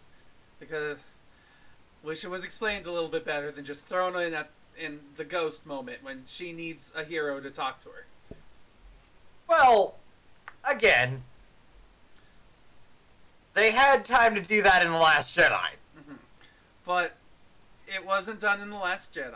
I mean, it was kind of done in The Last Jedi. It wasn't done, though, really well at all. Barely, if any. And it was kind of explained in Episode 6 when we learned that she is also Force sensitive. And it's explained a little in Episode 5 when it's first told that she's a little bit Force sensitive. But at the same time, in this one movie, there's a whole part where there's a whole cutaway with deep fake technology about her being trained as a Jedi, and it's only important because of this. It needs to be important. Okay, listen, it still makes sense in the world of Star Wars. Hey, you find out that, hey, your sister is super Force sensitive, and just, that you have a twin sister who's going to be as strong in the Force as you are, pretty much. Wouldn't you try to get her to train for it? And wouldn't you want to get trained for it if you were the sister? But hey, she had premonitions of what this could cause for her, so she chose not to. I see that makes sense. It does. It does in a way. It makes sense in what we already know. If you piece it all together with all the movies that we know. But if you just see this movie alone... Why are you just watching this movie alone? Who knows? I'm sorry. I'm rating this movie on its own merits, not because of the other films. Okay, but I'm gonna say that. Then I'm gonna say this: don't rate it as though you're looking at this as again. You can't do that with any of the Star Wars movies, though. Okay, you know how I've said in the past, where if I like a movie, I'm gonna critique it a little bit more. I think this Yes. is one of those moments because I still give this movie a 7. It's still a fine I movie. know. It has great moments. I know. But it also has really dumb writing. I'm just saying it makes sense in the scheme of Star Wars. It makes sense, and that's how, in my opinion, you have to look at this film. You can't look at it as an individual film, and if you're doing that, you're not gonna enjoy it as much, in my personal opinion. Which, again, goes against everything you want to do, but that's just how you've got to look at it, man. I'm sorry, That's you not who I can't am look on at- this show. it was the same thing. You had problems with Endgame and Infinity War because you're like, well, what about all this? And I'm like, well, then why? Who in their right mind is gonna start here. You know how many times I think about really dumb movies that should never exist? Like, I have once started writing out a film that was a guy who was going to save the world from a villain, but he dies halfway through the journey because he's just not well equipped enough. So, like, it was just because there are other stories where people try to figure something out and they're not the one hero who solves it. I want to hear about those people, those interesting side characters. But no one else cares about this. Then watch The Mandalorian. I am. I know. I'm just saying. There's other ways. There are. Again, this was the end of the Skywalker Palpatine saga. Okay. Palpatine needs to be thrown in there now. Oh, by the way, we never told you guys. Rey's Palpatine's granddaughter. I mean, we kind talked of about that. Yeah, we talked about it, but we didn't really directly state it. Yeah. I'm okay with that. It makes sense. It makes more sense than her being like Obi-Wan's child, which some people Yes, thought. 100%. Like, as much as I wanted her to be Rey Kenobi, her being Rey Palpatine makes sense. Mm-hmm. Because it's like, okay, that would explain why she's so fucking powerful with the Force. Because, like, Palpatine, Sheev Palpatine is stupid strong in the Force. I still love that his name is Sheev. Sheev. God, it's such a dumb name. But again, it makes sense. Like, her being a Palpatine makes sense from a lore perspective. And it was one of the things that, like, what if she's a Palpatine? And people kind of joked about it, but it was one of those, like, half jokes where, like, what if she's a Palpatine? What if she's a Palpatine? Kind of thing. You know what I mean? Mm-hmm. So, like, that being the case, fuck it. Fine. Cool. Okay. That, like, I, again, wish it would have been hinted at better through the trilogy. Yeah, because when you think about it, they completely redacted that from The Last Jedi too. Your parents were yes. nobody, but they were only nobody because they chose to be nobody. Yes. And okay, that part they have every right to deal with, because I think that pissed off enough people that, like, including us, like, yeah, it's kind of cool, like, oh, anyone could be the hero, but at the same time, like, why was it built up in the first film then? Mm-hmm. Like, that's a problem. That's a problem if we're going to build it in the first film just to throw it away in the second film. Why? And then bring it back in the third. Let's go. I don't have a family name. Solo. Anyway. Skywalker. Okay, that makes sense from a narrative point, though, her picking up that name. Because, A, would you really want to walk around as Rey Palpatine? Why not go by Rey Palpy? Shut up. I mean, yes, from a perspective, like, yeah, she could create her own legacy with the name, but at the same time, like, she is definitely a Skywalker by, like, nurture. I get that. By Leia. Mm-hmm. I just think, because when you think, well, how do I explain this? When Rey talks to Luke in The Last Jedi about how the war was remembered, it's that Darth Vader helped kill Palpatine. And that he's kind of, even though he was like the Iron Fist of evil, he's also remembered in his last moments as being a good person. I could also see that being what happens with her just going by Rey Palpatine. Yes, the last name is evil, but in the grand scheme of the universe, Rey is a good person. Yeah, as long as her legacy is that she's a good person. Whoa. I have no idea what happened there. You have a hotkey for that? Apparently I do. Really? When? How? I don't know. I'm going to see if it's this button. Nope. It's that button. It is the enter key. Does it turn it back? Oh, let's see. Off. No, it does not turn it back on. Oh, wait. Yes, it does turn it back on. How? When did you... What? How did you accidentally set them off? It is the enter key on my number pad. That is... That's weird! Try it yourself. See if it works. Alright, apparently I have a hotkey set up. Oh. Alright. So, anyways... like, her being Palpatine, I'm fine with. Her picking up the last name Skywalker makes sense. How do you feel about Kylo? Ben? I'm disappointed. Like, in a way, sure, it's fine. It kind of pays off the conflict that he had been having from The Force Awakens, but it kind of feels to me like they cheaped out a little bit, you know? Like I said, I didn't want him to be redeemed, and in the end, he was redeemed. Which, sure, I mean, even the worst of the worst, Darth Vader was supposedly redeemed too, but In the eyes of the beholder. yeah. So, but still, like, he became a good guy, and that's not what I wanted. I wanted him to go down swinging as the final boss.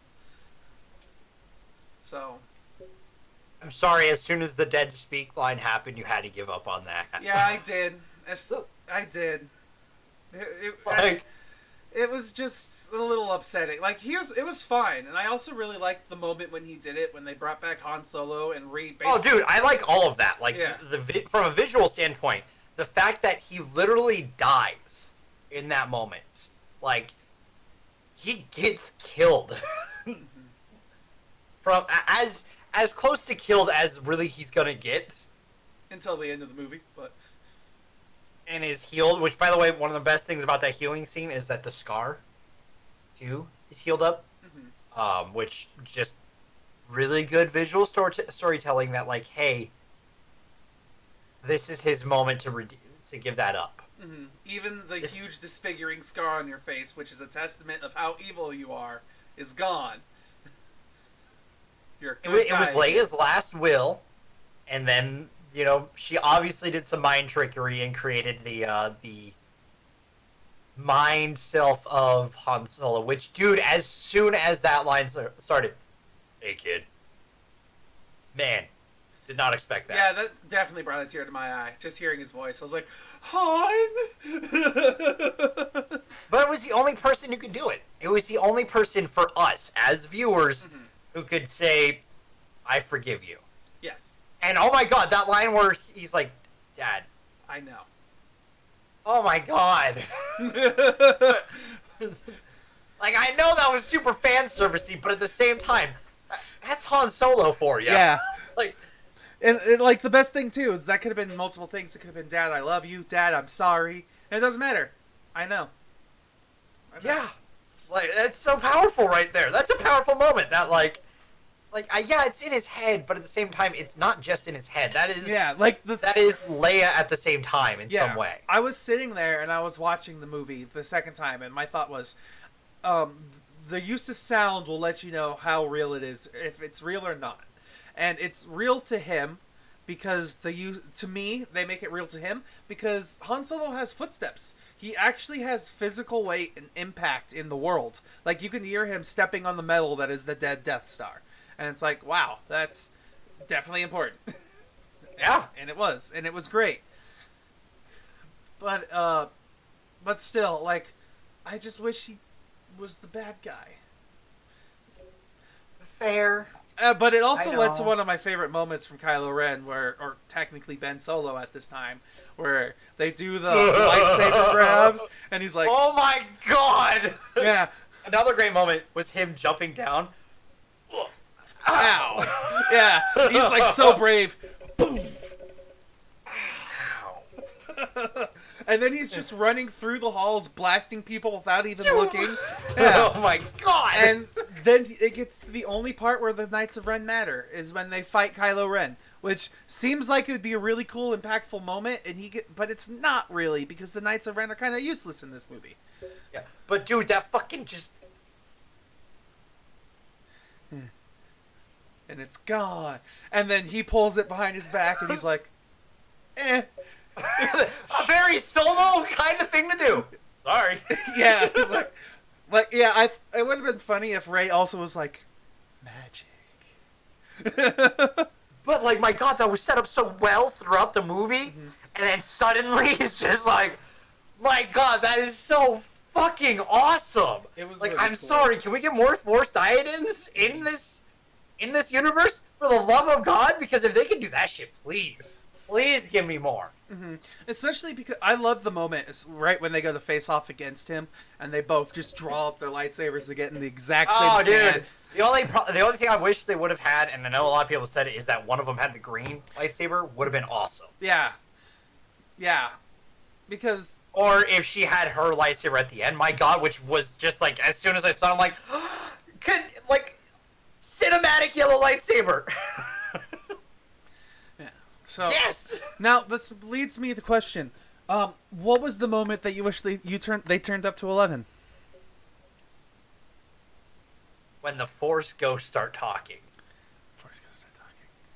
Because guess what? You hear everyone, and I fucking mean everyone, including Kanan and Ahsoka Tano are in that scene. Like, you got Alec Guinness and Ewan McGregor Obi-Wans. You've got Frank Oz, Yoda. You've got fucking Luminara, Mace Windu, Anakin. They've even brought back Anakin, yeah. You've got so many. There's oh God, who else is in it? I'm going to IMDb real quick. They have Mace Windu. You got Qui-Gon. You got Kanan. You got Ada Galliara. Let me pull her up real quick. I need to visually remember them. She's the one with she's the one who gets killed by Maul in Clone Wars. Maul and Savage when Obi-Wan's fighting them. Okay. The one with the cool kind of headpiece thing that goes down. You've got Yoda, Mace Windu, or both Obi-Wans. Mace Windu. You've got Qui-Gon. You've got Ahsoka Tano, Luminara, Anakin. Like, my God. Like, some of those you don't need on that list, but it's fucking cool. Yeah, it's all of the main characters that and even some of the side characters that we've gotten to know and love through all the years. The TV show ones. Which, I'm going to point something out. You know who's not on that list? Who's that? Ezra. Because Ezra's not dead. I know! That was the one thing I thought. I'm like, I didn't hear Ezra. Well, I'm going to look into this. Oh yeah, Ezra's voice wasn't there. Ezra's alive! Please? For the love of God. Ezra, where are you? I mean, I also loved that they brought in some of the extended lore characters like Wedge Antilles. Oh, dude, I love that. Yeah. Oh, yeah. Oh my God, seeing Wedge. As soon as I saw Wedge on the gunner seat, I'm like, bro, Wedge! Yeah. Especially because he's been in so many of the recent books and behind the scenes stuff as well. So it was cool to see that. Also, the ghost was in the background. It's true. There's just a lot of cool things in this movie. Again, the 11. So, really awesome scene. I am all the Jedi kind of thing. Mm-hmm. What I wish would have happened during that is suddenly when she says that line, and she's got the one lightsaber, and then she does the two, is we see two hands appear on her shoulders. Yeah, just Force ghosts. Yeah. Yes! And just so give me the Force ghosts! Could you imagine how fucking awesome it would have been if all of a sudden behind her, just any and all Jedis we've seen throughout canon just show up behind her, hands on each other, and then on her with Luke on one shoulder. Yeah, right? Luke on one side, Leia on the other. Maybe Yes! Yoda just behind him, and Obi-Wan behind him as well. Yes! Yeah. Obi-Wan, Anakin, Ahsoka, just all of them there. Dude, I would have fucking lost my mind at that moment. Yeah. That was the one definitive moment that I'm like, just turn it up. Just a little more, please. Turn it up just a little more. I agree with you, because that moment, it felt weird, because they supposedly just had most of their force sucked out of them. And yet she is now strong enough to deflect the lightning back at him and kill him. But it just didn't visually look impactful enough. No, I wish they would have done something. If they weren't going to do the ghost behind her, they should have done something force-related, not a physical thing deflecting it back. Yeah. Actually force... I block the lightning like Yoda did, and push it back. Yeah, the direct example that I could think of is Harry Potter when he fights Voldemort with the the wand battle, something or even like have that. her do force lightning. Yeah, using it for good, and that would have been cool. But no, it's just that she has the second lightsaber, and yeah, which I get it's symbolic because Luke and Leia need to be the one to take down the Emperor in some way because like it's been their family heritage to fight this motherfucker. With but at the or same against time, him. So which leads me to two things that I thought were missed opportunities. Well, at least one thing that I thought was a missed opportunity. One was the moment when we're on the Death Star and we see Evil Rey. I wish the dual lightsaber that she had was Luke and Leia's lightsabers put together, but it wasn't. I looked. I made sure to focus on. It's very hard to see because it's moving really fast, but they're not those lightsabers, which I thought would have been pretty interesting. fair. That's just me. I wish personally that she would have had her own lightsaber For in the this. battle, or Just even having like Kylo's now purified lightsaber. That would have been interesting, but Him going to purify the lightsaber would have taken too long. Trust me. Yeah. That's an entire another fetch quest, side quest, and you would not have enjoyed now, it. what if theoretically, what I'm expecting is Kylo never threw away his red lightsaber, so he and her fight up, get to the place where they fight Palpatine. Kylo's thrown down the hole like he is. She grabs the blue lightsaber, and it blocks lightning with it. She then grabs Kylo's lightsaber, but when she strikes it up, it starts red, and it slowly transitions to yellow because of her connection with the Force, and fixes the Kyber crystal. Red, it would turn white, canonically. Cool. That'd be fine. Which becomes tough to do, like, visually. The reason being that, like, that wouldn't happen that way is also that kind of kyber crystal is very, very dangerous to kind of do that stuff with. Like, so the fact that it's red in unstable. the first... It is an unstable kyber crystal. I know the something. fact that it's about red in the first...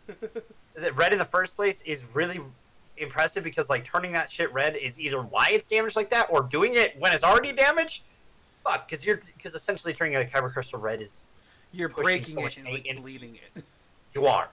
You're putting so much hate and anger into it that it's turning red. So it'd be another fetch quest, and I don't think we needed another fetch quest. What I wouldn't have minded though was during that scene when she uses Luke's lightsaber and passes it back.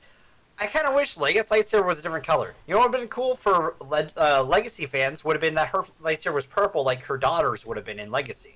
Because her daughter had a purple lightsaber, Jaina. Cool.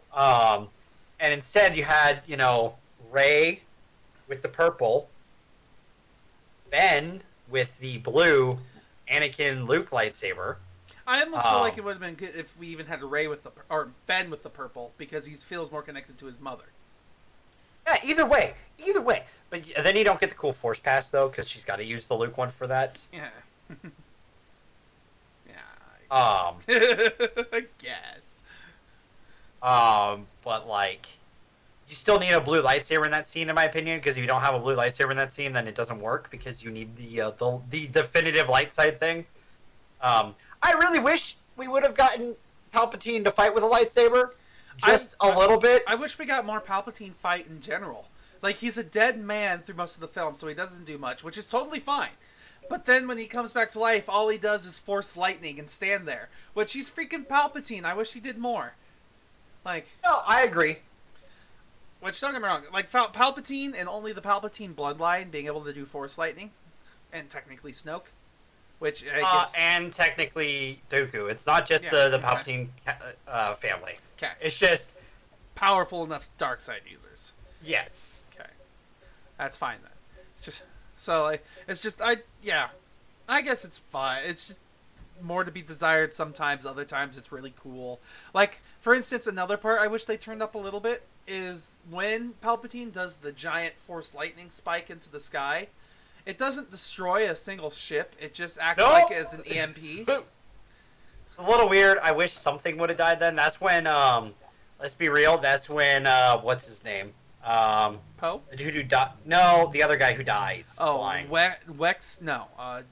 Snap Wexley! Thank you. Yeah. The guy from Heroes should have died there. I was like, I instead of remember just them kind calling of- him Wexley. Yeah, okay. Snap Wexley! That's when he should have died. Oh, yeah. Somebody should have died there because it just felt really unimpactful seeing that we could see lightning destroy planes, but this lightning couldn't destroy any planes.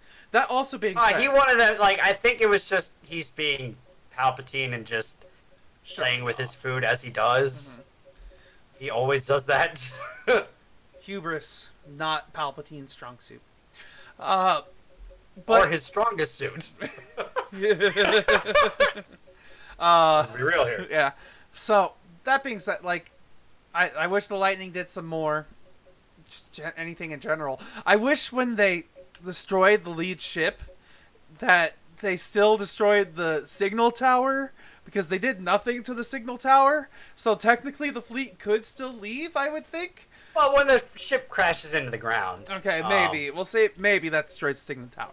That also But then my thought process is, there's a second one on the ground. Yeah, but then there's also the thought, like, sure, now maybe the fleet can't leave, but can't that... they start blowing it up. Yeah, I was about to say, but can't... They immediately start shooting all the cannons. Yeah. Can't those ships, if they don't end up destroying all of them, fight back? So they'd have to destroy all of the fleet. Which they do, obviously. Off screen. Which, hey, well, they have a line about it, like, Poe's like, let's take these ships out! This is our last and then he's like, Poe, you did it! Or, Finn, you did it! Yeah. Finn! Rose in one of her 3 scenes. But that was only when the command ship went down. There were other ships still in the air when the command ship went down. Well, yeah, but they're taking out all the other ships during that time, too. But I'm saying, like, when that ship goes down, they're still obviously going to finish off the rest of those Star Destroyers. Because no one should have that. Which, man, not another Death Star. Yeah. I was totally thinking about stuff like this. Like, their galaxy is so lucky that they have an infinite amount of resources. They've got enough ships, metals worth of ships to be multiple planets. And they're like, it's fine. We'll just drill up another planet and we don't have to worry about it. Yeah. Like, the amount of economic resources that this galaxy has, I am so envious. Yeah. It's also probably not the best. Yeah, probably not, but whatever. Those planets, but, you know, it is what it is. Hey, it's the Empire. Or almost the Empire. The First Order. Sorry, I mean the Final Order. Which... Order 66, is that the clones? Oh, yes it is. Man, he's really all about orders, isn't he? Yeah. Execute Order 66. Execute the First Order. So, Allegiant Commander, or Allegiant General Pride, he served Palpatine in 4, 5, and 6. Do we know how he served Palpatine? Let me look into him real quick. Okay. I forgot to do... That was the one research thing I didn't look into. I'm sorry. No worries. Earning Pride, Human Officer, Galactic Empire, and Last First Order, before pleading the First Order to the Final Order, serving the Empire, blah, blah, blah, during...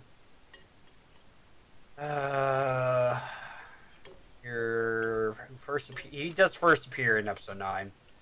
So it's the first time we've seen him, but it's alluded that he's worked with the Emperor before. Yeah, it's just kind of alluded to that he'd served the Emperor. So another thing that I could complain about not being explained. Yay. You don't need to know every one of their backstories. There'll be a comic book about it. Just fucking relax. Okay, bye. What did you feel about the kiss? Did not like it. Neither did I. It was really awkward. That was that moment. I'm like, oh man, now all those people who really loved Kylo Ren are gonna be like, yeah, he got the girl, and I'm like, but did he need to? No, I think it would have been better if he just died in her arms. Yeah, like, which I would have. You know what could have worked? Mm-hmm. Do the Rogue One, the hug. Yes, and then he just fades away. Yes, yes. Which, that was one thing that I was a little upset by too, was like how they used his Force life-giving to kill him, which sure, it's fine, but the way that they did the Force life-giving was when Rey did it, every time she did it, she started to echo. Like, her whole presence and her breathing, everything started to echo about her. but that never happens with Kylo, so it's supposed to be like a gimmicky trick for us. That the power's not working on her, but it does, and then he just fades away, which it's sure explained that all his force is taken away and his life energy's gone, but like it just feels. Well, also it's symbolic of the fact that he's able to do what Anakin wasn't. He did surpass his grandfather as he wanted. Fun fact: he was able to help. He accomplishes his goal. He did the one thing his grandfather wasn't able to do. He killed it wasn't Palpatine. through the dark. No. He saved someone from death, which was Anakin's whole thing through the prequel trilogy. Remember, which that kind of cheapens to me. That kind of cheapens Palpatine a little bit because I kind of like the thought that Palpatine just lied to Anakin. About straight up 100% he lied. Yeah, like he just lied, being that like we can bring people back to life. We can bring life into other beings. And they can now. Which if they couldn't, it makes Palpatine a manipulative, sadistic, evil person. But he was just no. What I'm more saying is like it probably is a force ability that is like, again, she's been reading the Sacred Jedi texts, okay? What I was getting at, I think you're misconstruing what I'm getting at. What I wanted is, like I don't mind that the power is real. What I wish is that it wasn't real, so it makes it seem like that Palpatine is just this evil, conniving, scheming person who will do whatever it takes to make somebody go to the dark side to get what he wants, which is what he does to Anakin. But now that the power is real, which sure, it's fine that the power is real. It just shows that he's a super powerful person to be able to do this kind of stuff. It kind of makes him less manipulative. I still think it makes him look manipulative because he probably knows that it's not actually a dark side thing. The way that Anakin wants to save Padme is not through the dark side. He probably knows that. Because obviously he knows how to keep life surviving through the dark side. And it's not natural. Trust me. You see Palps in the beginning of this. That shit ain't natural. I love how his line, he redoes his line about the dark side too. Like certain, unnatural and that's when you see his milk white eyes. Oh god, it's great. Bony stub fingers. But it is if Anakin had probably become a master, stayed with the Jedi, done everything he was supposed to, he probably could have learned that at some point by reading the ancient Jedi texts. But he doesn't, and he goes to the dark side. Still, in my opinion, still makes Palpatine manipulative. Still makes him as conniving and manipulative as he was before. If not almost more, because he pulled Anakin from probably the path that would have allowed him to do that, to a path that would not have let him do that. I guess maybe. I just like the idea that if it's not possible, and he's a really good liar.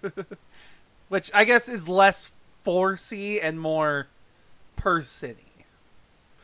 He's still that way. I still say you still have that, though. Personal opinion, at least. I would say you still have that. You just gotta look at it instead of that it doesn't exist.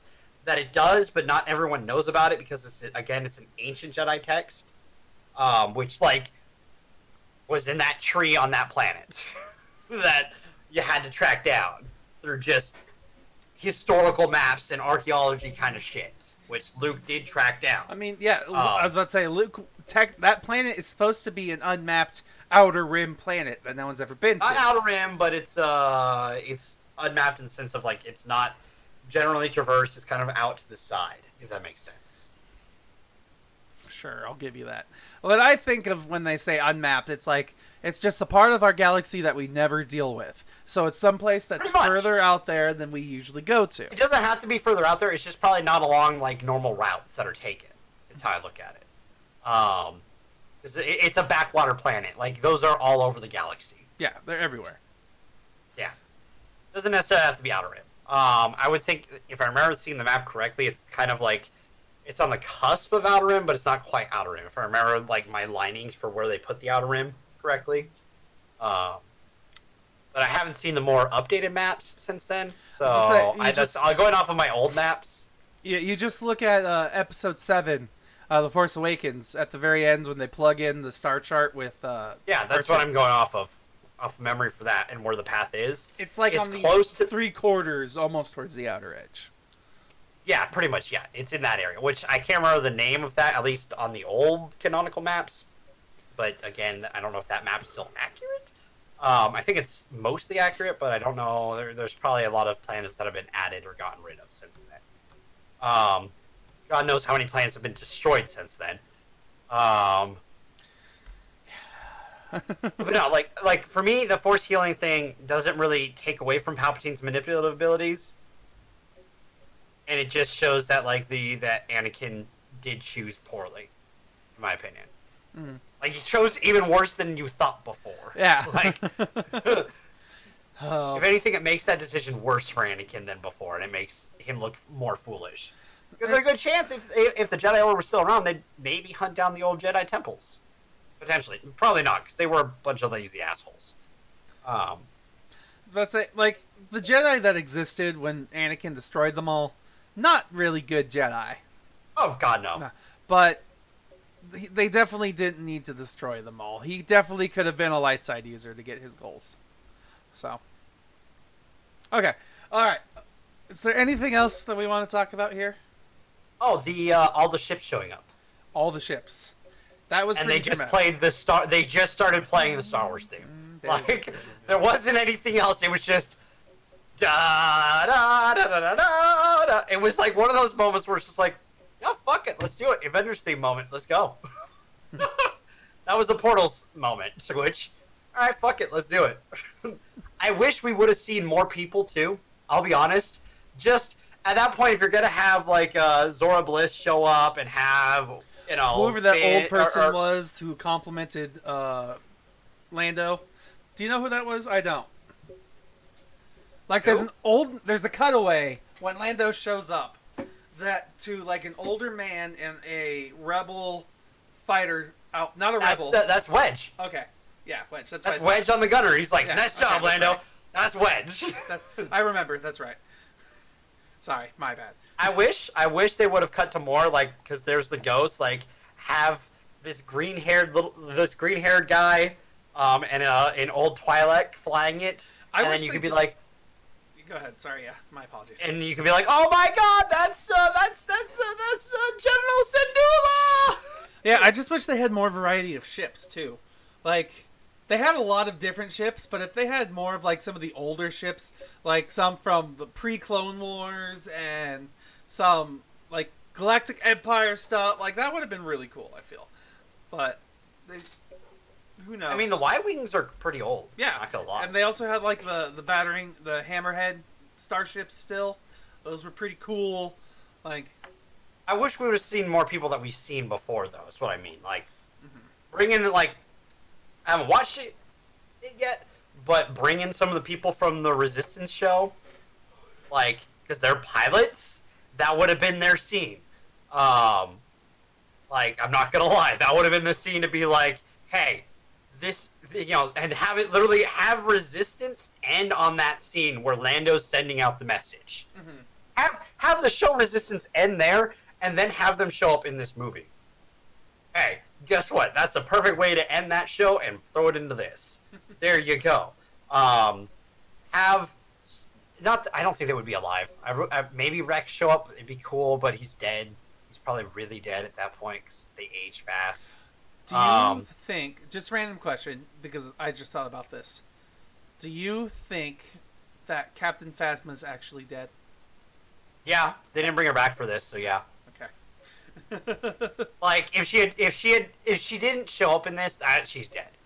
That's my opinion on it. Okay.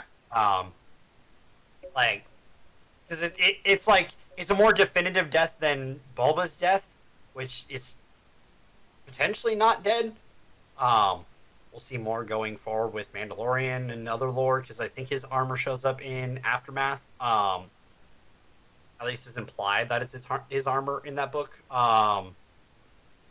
But it's one of those things that's just like, they should have saved that for this movie or done the other version of the scene in Last Jedi where Finn kicks her ass and has a way better, like, lines about that stuff. Like, oh, but you turned off you're the one who turned off the generators. You're the one who betrayed the First Order, and her killing her troops to do that, to keep her anonymity. I can't say that word obviously because I sound like Nemo. It's okay. But like all of that, like I think should have they should have used the other version of the scene or brought her back in some way and had a moment where she takes off the helmet in this movie and have them fight. Sorry, So- now I'm just thinking of Baba Ganoush. It's not You his mean Babu actual. Freak? Yeah, I was about to say it's not his actual name, but yes. Ayo! Wow! I did love that they used a lot of practical puppets in this, by the way. Yes. Like Baba, Maz. Maz Kanata was a puppet. Yeah, Maz was definitely a puppet. Which I didn't expect. That was interesting because she had definitely been CG in the past, and then Yes. like she did a lot less moving, so that's kind of what gave it away to me. But she looked really good. Yeah. And I'll say she looked good in Force Awakens. The only reason she doesn't look great in Last Jedi is because it's pretty much like a video game cutscene that she's in, so it's not great. Oh, what do you think of Zori Bliss and Poe Dameron's totally gonna fuck sometime, but they don't fuck body language with each other? I thought that was hilarious. Just the let's, hey, like I love that. She nods her head back, and then he's like, "Yeah." yeah, we wanna fuck? No. Like He's like, the all right, casual all right. shrug is like, "Fair." Yeah. I'm not gonna push on the subject. Thought I'd ask. Yeah, I thought it was fine. Like, we got to learn more about Poe, which was interesting. It was just he wasn't the one that I was expecting we'd get more backstory on in this movie, even if it was very little. And we still got like Poe was one of the characters that I was actually kind of a little disappointed of at first because I thought he had what's like most heroes in movies. I thought he retrograded a little too much from his previous movie where he ended to the beginning of this movie because he had learned a lot of lessons that it's not always about fighting, that it's about winning and surviving and being hopeful. And like in this movie at the very beginning, he didn't care about that again. Well, a little. I think he does, but he's like, "Hey, Ray, we need you out there. Like, I'm sorry, but this shit's real. I need you out here now." So, yeah. So, but with that in mind, he also has good moments, and I do love when we first get to meet her, and she has the gun pointed to his head, and it's like he was a spice runner. You were a spice runner. I'm sorry. Were you an Imperial or a First Order trooper? You were a spice runner. Were you a scavenger? We could do this all day. I love that Zora and Ray fight for a moment, and Zora's like, "Not that you care, but I respect you." Yeah, I think you're okay. I respect you. I do care. I do care. All right, I'm cool with it. Like there are good moments in this movie. It's just not all of it's explained, and I just wish it was all explained. It does. Like I know it'd be too long if it Read was. the book. Yes, but still. Just read the book that goes with the movie. There you go. There we go. That's my answer. The novelization of Star Wars. Yes. The Rise of Rise of Skywalker. Skywalker. There you go. You know what? You'd be better with the books then. I think I would be. Okay. Anything? else? What do you think of the catch? The catch. Remind me what you think. Sorry. The lightsaber catch? Luke catching the fucking lightsaber. Oh, thank you. Okay. I thought if that was the best point for him to show up for sure. Like, if any. But I kind of wish instead of him lifting up the X-Wing, it would have been Yoda again. It shows, again, I'm going to say this, it shows how far he's come. Yeah. So, because last time we see him try to do that, it doesn't happen, so... And it happens with, I wouldn't say with ease, but he does it. But Yeah. I still would think it would have been cool if, like, Luke talks her into it, and then while Luke is standing there, Yoda's right next to him helping her out. Because we know Yoda knows that she's there and doing things. But we didn't get to see him except for his voice cameo. Yeah. So, there's that. Yeah. Did you feel like it was a spit in the face of Last Jedi? To have him show up as a Force Ghost? No. No, catch it. Oh, to catch the lightsaber. Instead of throwing it away? And say the weapon of the Jedi should be respected. No, I did not. I thought that was a good progression.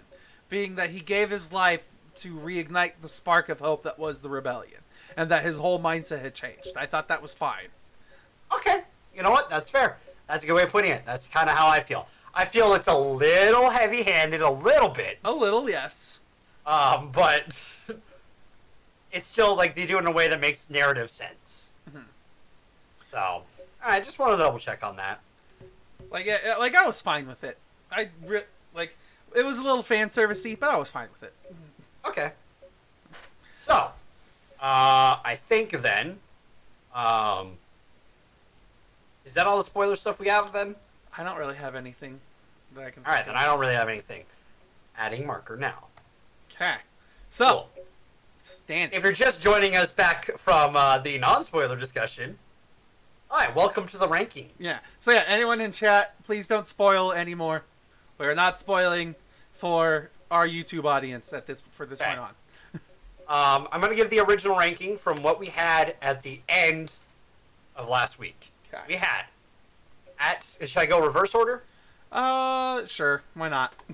All right, so at 11 we had episode 2, at 10 we had episode 1, at 9 we had episode 3, at 8 we had Clone Wars, at 7 we had Solo, at 6 we had episode 8, at 5 we had episode 6, at 4 we had episode 7, at 3 we had Rogue One, at 2 we had episode 4, and at 1 we had episode 5. Okay. Did you get all that? Okay. So now, this movie. When I was it took me some thinking. Because I was like, alright, what did I feel about this? I definitely thought it was better than Solo. And Yes. I was conflicted with it from that point on. So, I guess we should just show it. Are we ready? Yeah, sure. Alright. So, we have decided that Rise of Skywalker, I hit the wrong button, is I forgot to change the graphic. Because I forgot to update it. Give me a second here. My bad. Whoops. I'm such a good podcast host. Yeah, you got this. Don't worry. I believe in you. There we go. I did it. We put it in 6th. Because one, it's never gonna get lower than the prequels. No. All right. Let's be real here. It was better than Clone Wars, which I will say. I talked to Jay after I showed him our list. Okay. Mm-hmm. Jay would fight to have Clone Wars higher on that list. Would he really? I kind of agree with him, but I'm not gonna fight with you on it. I told him that, like, I know you're not gonna let that happen. Yeah. So, it's a dead argument. I fought for as high as I knew I could get it. I mean, it's definitely better than the prequels. Solo is hard to say. Every time I think about it, it wavers, but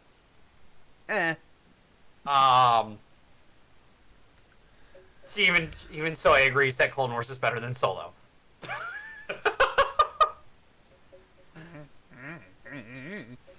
But hey, this is the list. Yes.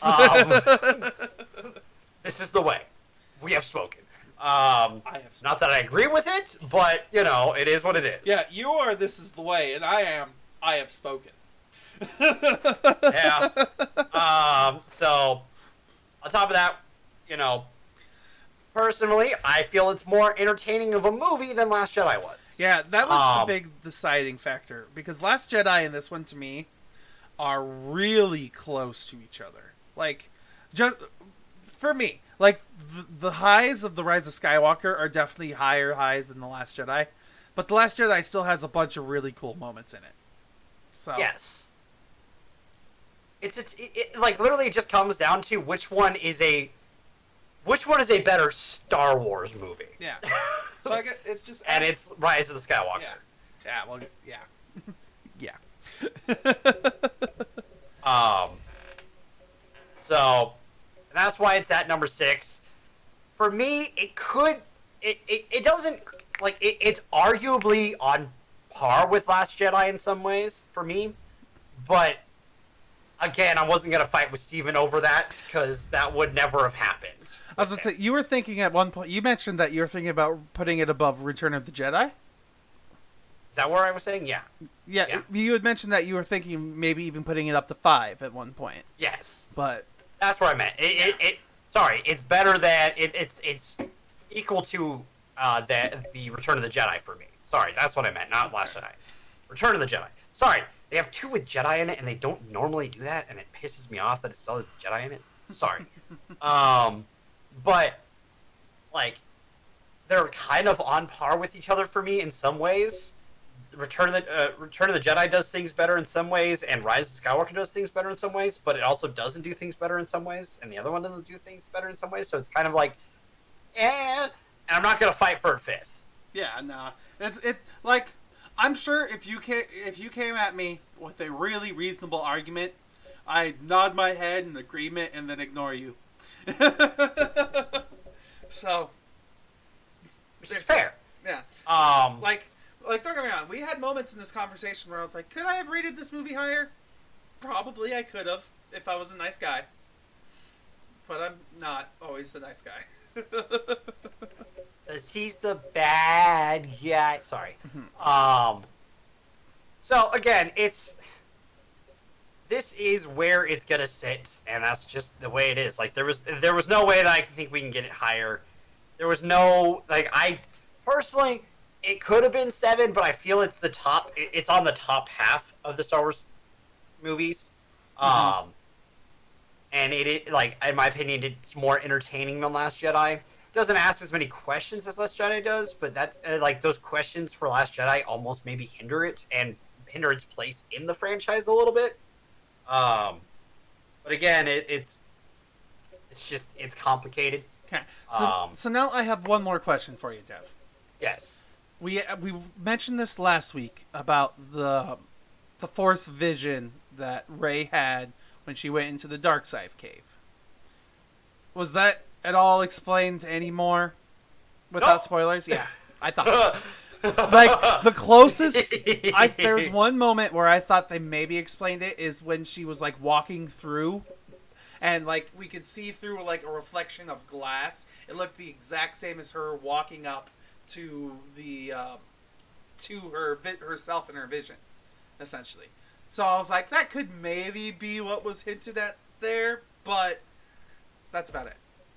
Well, also the Force works in mysterious ways, and sometimes it decides that, hey, you maybe don't need the information.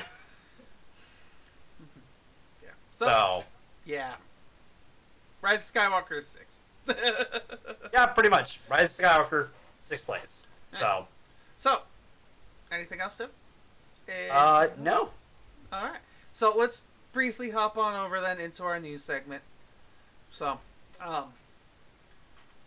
Give me a second. I'm gonna get box office numbers for this real quick. while you're at it, can you pull up our results from the poll? Yes, I can. I think the poll hasn't moved since last time I checked it. Okay. Poll's closed. Yeah, so Sweeney Todd did win. So that is part of next week. So total worldwide so far, it's at 376 million. 376 Rise of Skywalker. million. Yep. So, I would say that it's not the best-selling Star Wars movie, but it's not also the worst-selling Star Wars movie either. I mean, you're not going to get worse than Solo. It's true. Box office wise, Solo did crap in the box office. So yeah, that's box office news for me. Yeah, so I tend to be the one to do that. So yeah, next week's movie. Sweeney Todd and Cats. I'm I'm interested. It's not going to be like this week. I'm gonna need to find a physical form and get really hairy for next week's episode. No. Did you hear? Okay, can we talk about it? Did you hear there's already updates being sent to theaters about it? Updates? Like, Yeah, they updates. updated the graphic or the visual effects? Yeah, because there's certain scenes where like you could see Judi Dench's hands, like as hands. Actual hands instead of paws. And you could see someone in the background wearing a hoodie. Oh, that's funny. So they're sending updated graphic versions of the movie. Oh, jeez. Because they decided not to use mocap and stuff like that. Yeah, they do weird things with weird moments. Digital effects are weird, and that's funny. Well, I mean, like, the thing is, like, some people started shitting on the visual artists. I'm sorry, don't shit on them for this. They did the best they could with what we've seen. No. Because, like, I'm sorry. Putting something completely over a human being without any mocap or anything like that isn't easy. Shit's hard. Oh, yeah. Like, don't shit on them for that. Shit on goddamn fucking the studio for just being like, let's do it. Let's do it this way. I mean, Let's be creative about it. You brought up the effects and appreciating people, which makes me think of something. It makes Sonic? me yes, and The Lion King. And, so the VFX. I shit on that movie for other reasons. Yeah, no, the VFX studio that worked with Disney, that created the Sonic the Hedgehog movie, and that created the Lion King movie has been shut down because apparently Disney didn't make enough money to keep those artists' office open because they wanted to relocate it to somewhere else that was cheaper, and the artists were like, no, we don't want to move, so they just shut down the studio. That sucks. Yeah. That sucks a So lot. yeah, so this is a studio that does some pretty damn good graphics. Like, they helped make the live action Lion King. They helped revamp the Sonic the Hedgehog movie, and they're gone. They were shut down. Why'd they help on the Sonic one? I don't know. This is a different studio, if I remember correctly. Either way, if it is a different studio, then that studio was also shut down. Well, no, I'm saying like a different like production Oh yeah, company even entirely. yeah, it was the Sonic movie and the Lion has shut down. It was MPC Vancouver, who won Academy Awards for The Life of Pi. Huh. Yeah, it says here that they were the behind the scenes for the Sonic redesign and the recent Lion King remake. And it says here that it's not known how many staff members will be losing their jobs, but in 2013 there were at least 800 visual effects artists working for that studio. Huh. And now they're gone. Yeah, so yeah, they shut down the Vancouver office, and all those people lost their jobs for it. Huh. So yeah, appreciate your VFX artists, because more movies nowadays are made in VFX and After Effects than in the camera and on set. So like nowadays, these people are the real movie makers, and they're being shut down. So keep that in That mind. sucks. Yeah. How does that make you feel about the movie industry? I'm sad. Sad enough that I do need to go make a phone call, so... Yeah. I mean, it just tells you that with simple VFX, like maybe a green screen, maybe some color tinting, and a little bit of transparency, magic can happen.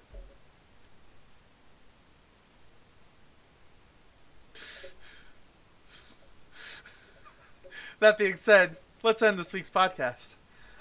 Check us out on YouTube, where you can catch all of our VODs where we upload them, if I remember to upload them when I'm not dead. Follow us on Twitter, where we tweet when the show's live and we post updates, like a little special video. And join our Discord, where you can talk to us about things that happened, like how awesome the beginning of the show was, and how great of a Force user I am. And join us here for the days of the week where about 6 p.m. Pacific Standard Time. Some, I think, T-Pop is going to be at a different time soon. But where we're going to have shows. T-Pop, our show should be back to normal early, mid-January. Things should be back to normal because, like, again, Christmas week, New Year's next week. It's complicated. So, Work sucks. yes. This So, is this is the one show because it's on a fucking. Funny enough, because it's on a Monday, it's really easy to maintain the show. yeah, it's odd how easy Mondays are. Like, Yeah, we got lucky with that. yay! So, okay. I have one request, Dev. Do you think Huh. it'd be okay if we played the video again for when we end the show? Go ahead. All right. Yay. So, that is all from us here, everybody. Oops, I hit the wrong button. Thank you for joining us. I hope you enjoyed our conversation. You don't have to agree with us, but I hope you liked what you heard.